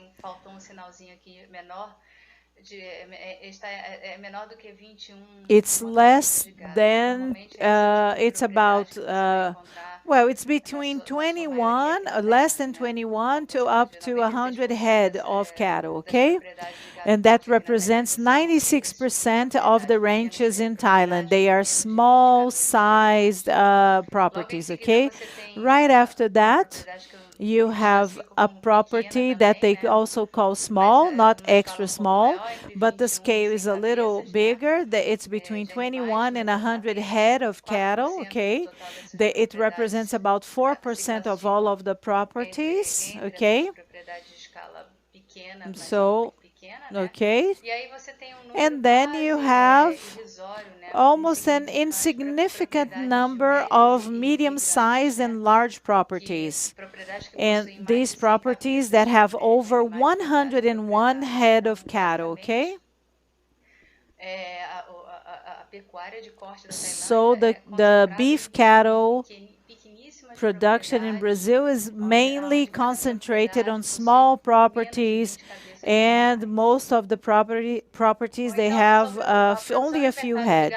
And so the production and the market of beef cattle in Thailand, as you can see on the slide, there was an increase, a significant increase between 2019 and 2020. They invested 3%, so they added almost 1 million head. And there was a huge increase in the importing of beef cattle. As you can see, 15.61% more, because Thailand has been investing more and more in the importing of these animals for reproduction purposes, okay?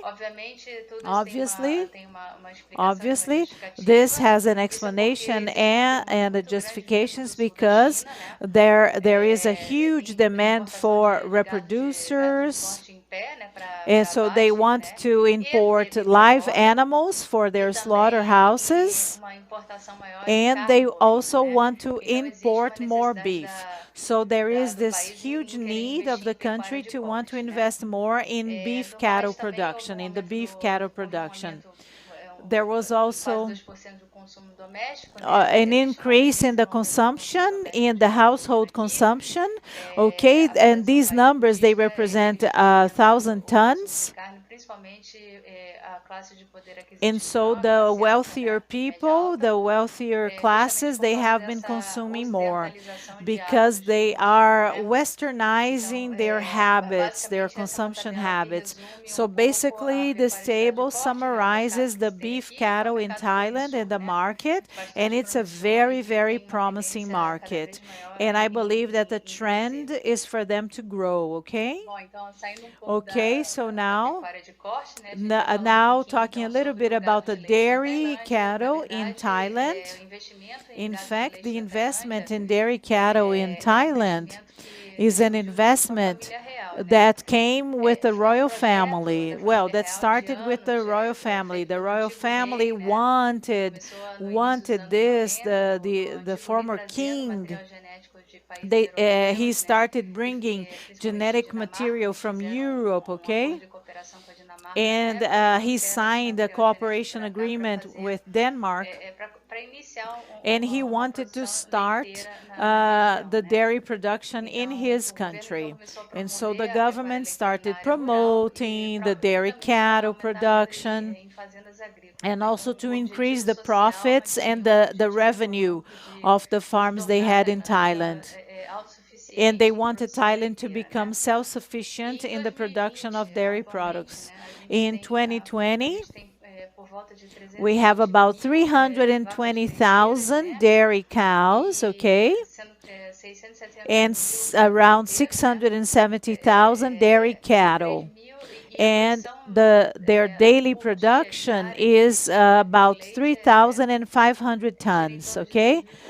3,540 tons a day. Their production is still not very, very large, but it has been increasing year after year. And so the properties that raise dairy cattle here in Thailand, they are not different, okay? Once again, they are mainly small farms with about 6 to 8 animals per property, and they represent 96% of all of the farms that we have in Thailand. Basically, the herds and the cattle here in Thailand, or the genetic improvement is done by the small properties, by the small owners. For at least 8 years now, the government has been investing in the increase of the dairy production. However, this dairy productivity has stabilized, and there is a reduction that can be configured as a genetic potential, a genetic potential reduction, a huge reduction, okay? And they mentioned that it is difficult for Thailand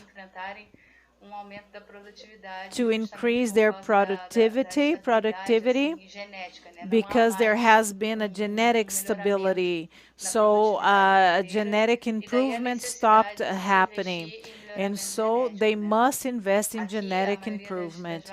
And so most of the dairy cows here, over 95% of them are mixed breeds, okay? And mostly with a portion of Holstein cattle. It's a mixture between the mixed breed that we have in Thailand and Holstein. And so there are many similarities between Thailand and Brazil, mainly when it comes to the climate, to the forage, and our great development chances for the Girolando cattle. It has been little explored, and it's not very well known in Thailand. And so the Girolando is surely going to adapt itself very well to Thailand. And maybe they can increase their productivity if they invest in this breed. And it's a breed that is little explored and little produced in Brazil. And so here we have the production and the market of the dairy cattle in Thailand. So we can say that the dairy cattle, the dairy herd increased a little bit between 2019 and 2020. There was a 1.38% increase. It's a stable market that is growing, but their growth is very, very shy, very limited. What we can emphasize is the exporting of their dairy cattle in number of heads, okay? And so they have trade agreements here, and so the tariffs are very, very low for them. And the average milk and dairy product household consumption increased by 5% between 2019 and 2020. The trend of the country is to invest more and more in genetic improvement because they want to increase the productivity of milk in the country. And there is this lack of genetic material. And so this is a point that is very, very sensitive and important for them so that they can reach the daily production that they need to achieve and to become self-sufficient and to start exporting all of these dairy products, okay? And so let's wrap up. What are the challenges for them to access the market? We have the sanitary and health protocol.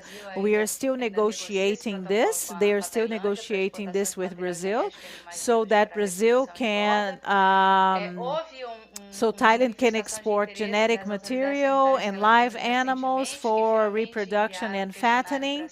And so there is an American market reserve about 20 days ago. We had the possibility of their market opening up for us, and they're going to sign a cooperation agreement and a trade agreement. And they still have, there still is an American market reserve. And we discussed this in 2019 with the ABCZ. And so the genetic material in Thailand is expensive because they import most things from the USA. And so the need for you to come here, come to Thailand, do a trade and commercial promotion, we need to do that. We need to do that because we need the Thai government to get to know us, the Thai producers to get to know us, to know our products, and we should have this trade this trade exchange. And also there is another challenge. They lack knowledge when it comes to our agribusiness potential, okay? So they don't know about the climate conditions here in Brazil, how we raise our cattle, etc. And so this ends up becoming a factor that impacts a lot their decision-making process. Even the Thai government, even for them, they want and they are interested in carrying out negotiations with Brazil when it comes to the establishment of a sanitary and health protocol. But I believe that after the commercial visit that was carried out, after the fact that there is an agricultural attaché here, this impacts this topic a lot because we are closer to the producers, we're closer to the sanitary and surveillance authorities, and we're making Brazil becoming well known as a respectful and respected market. And mainly the genetic material that we have here, the Zebu breeds. So we are also, Thailand is also interested in the Bos Taurus, okay, breed, and we have the genetic material enough for that, mainly some breeds.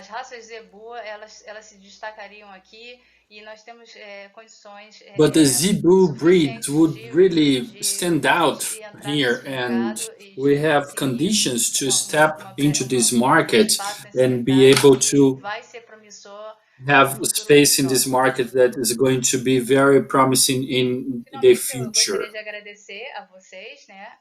So I would like to thank all of you, to thank your presence. So thank you very much for your attention. And I am at your disposal for any kind of question you would like to have or information you would like to have about the Thailand market. So that's my email here, right? Thank you very much, everyone. Doutora Maria Eduarda, Que explanação Maria fantástica. Eduarda, Pôde what a realmente trazer para wonderful todos os explanation. nossos So you could criadores really aqui do bring to Brasil all breeders in real Brazil panorama da the pecuária da real Tailândia panorama e of principalmente mostrar Thailand para todos cattle as raising. oportunidades que o And país it's tem que interesting são to show muito grandes. everyone the Olha, nós opportunities the country continuamos has, daqui, right? Eduarda, Well, see, numa grande Maria expectativa Eduarda, para here essa abertura we do are protocolo que expecting a eu lot pessoalmente the sei da opening sua of this dedicação e do protocol. seu I empenho know how já há dedicated and muito how tempo para que committed ele se you efetive. Então, are seguimos so aqui na that it can torcida. become a E muito reality. obrigado pela sua So apresentação e we pela sua are dedicação para que o Brasil possa ser reconhecido rooting for you, efetivamente right? So aí that Brazil can na be Tailândia e também nos outros recognized in países do Thailand Sudeste and Asiático. also Muito in the obrigada. other E countries agora of vamos chamar Southeastern também Asia. um Thank you very outro much. vídeo que nós Now recebemos let's a have dica do another Vietnã, video Thiago that Charrão we de got Oliveira, from que também Vietnam, trouxe Atashi Thiago informações sobre o Oliveira, perfil da who pecuária do also Vietnã brought com information oportunidades concerning para o Brasil. Vamos lá. Vietnamese livestock for Brazilian opportunities. Good evening, participants of Expo Zebu. It's a satisfaction to talk to you from Hanoi. I am Thiago Oliveira.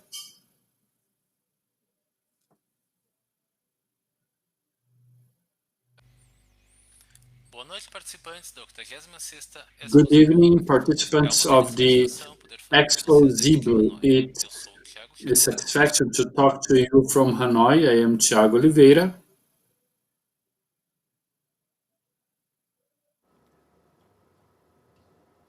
Acho que o vídeo que nós recebemos Well, I think the video we got, we may have some kind of technical glitch. I would like to know from our production if we're going to be able to show the video.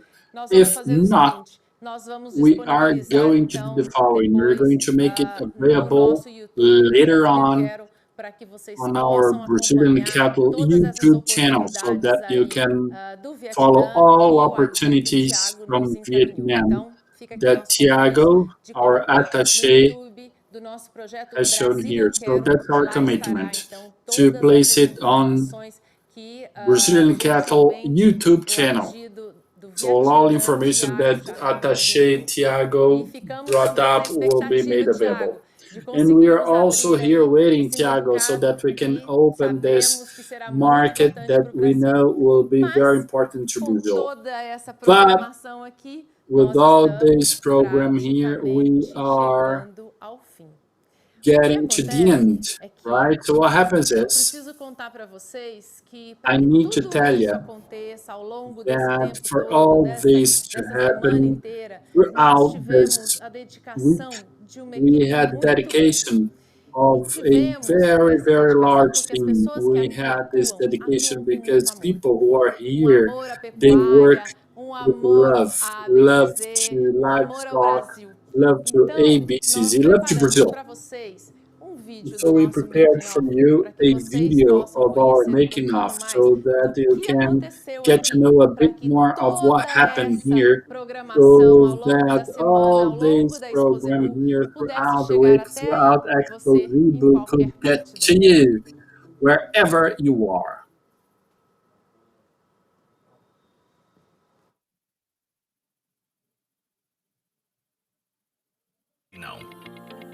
Para abrir mercados para nossa pecuária e to open markets to our livestock and get innovations to you, we also work non-stop, giving our love to Brazil, to livestock and ABCZ. So we are proud of having you here with us. And your comment, sentir que você está perto, to feel that you're close, even if you're at home, it gives us energy we need to move forward. The honor of the countryside people is our honor. Our Zebu breeder being paid homage to, our source of pride. UABCZ, that's na Expo Isabela, 2022.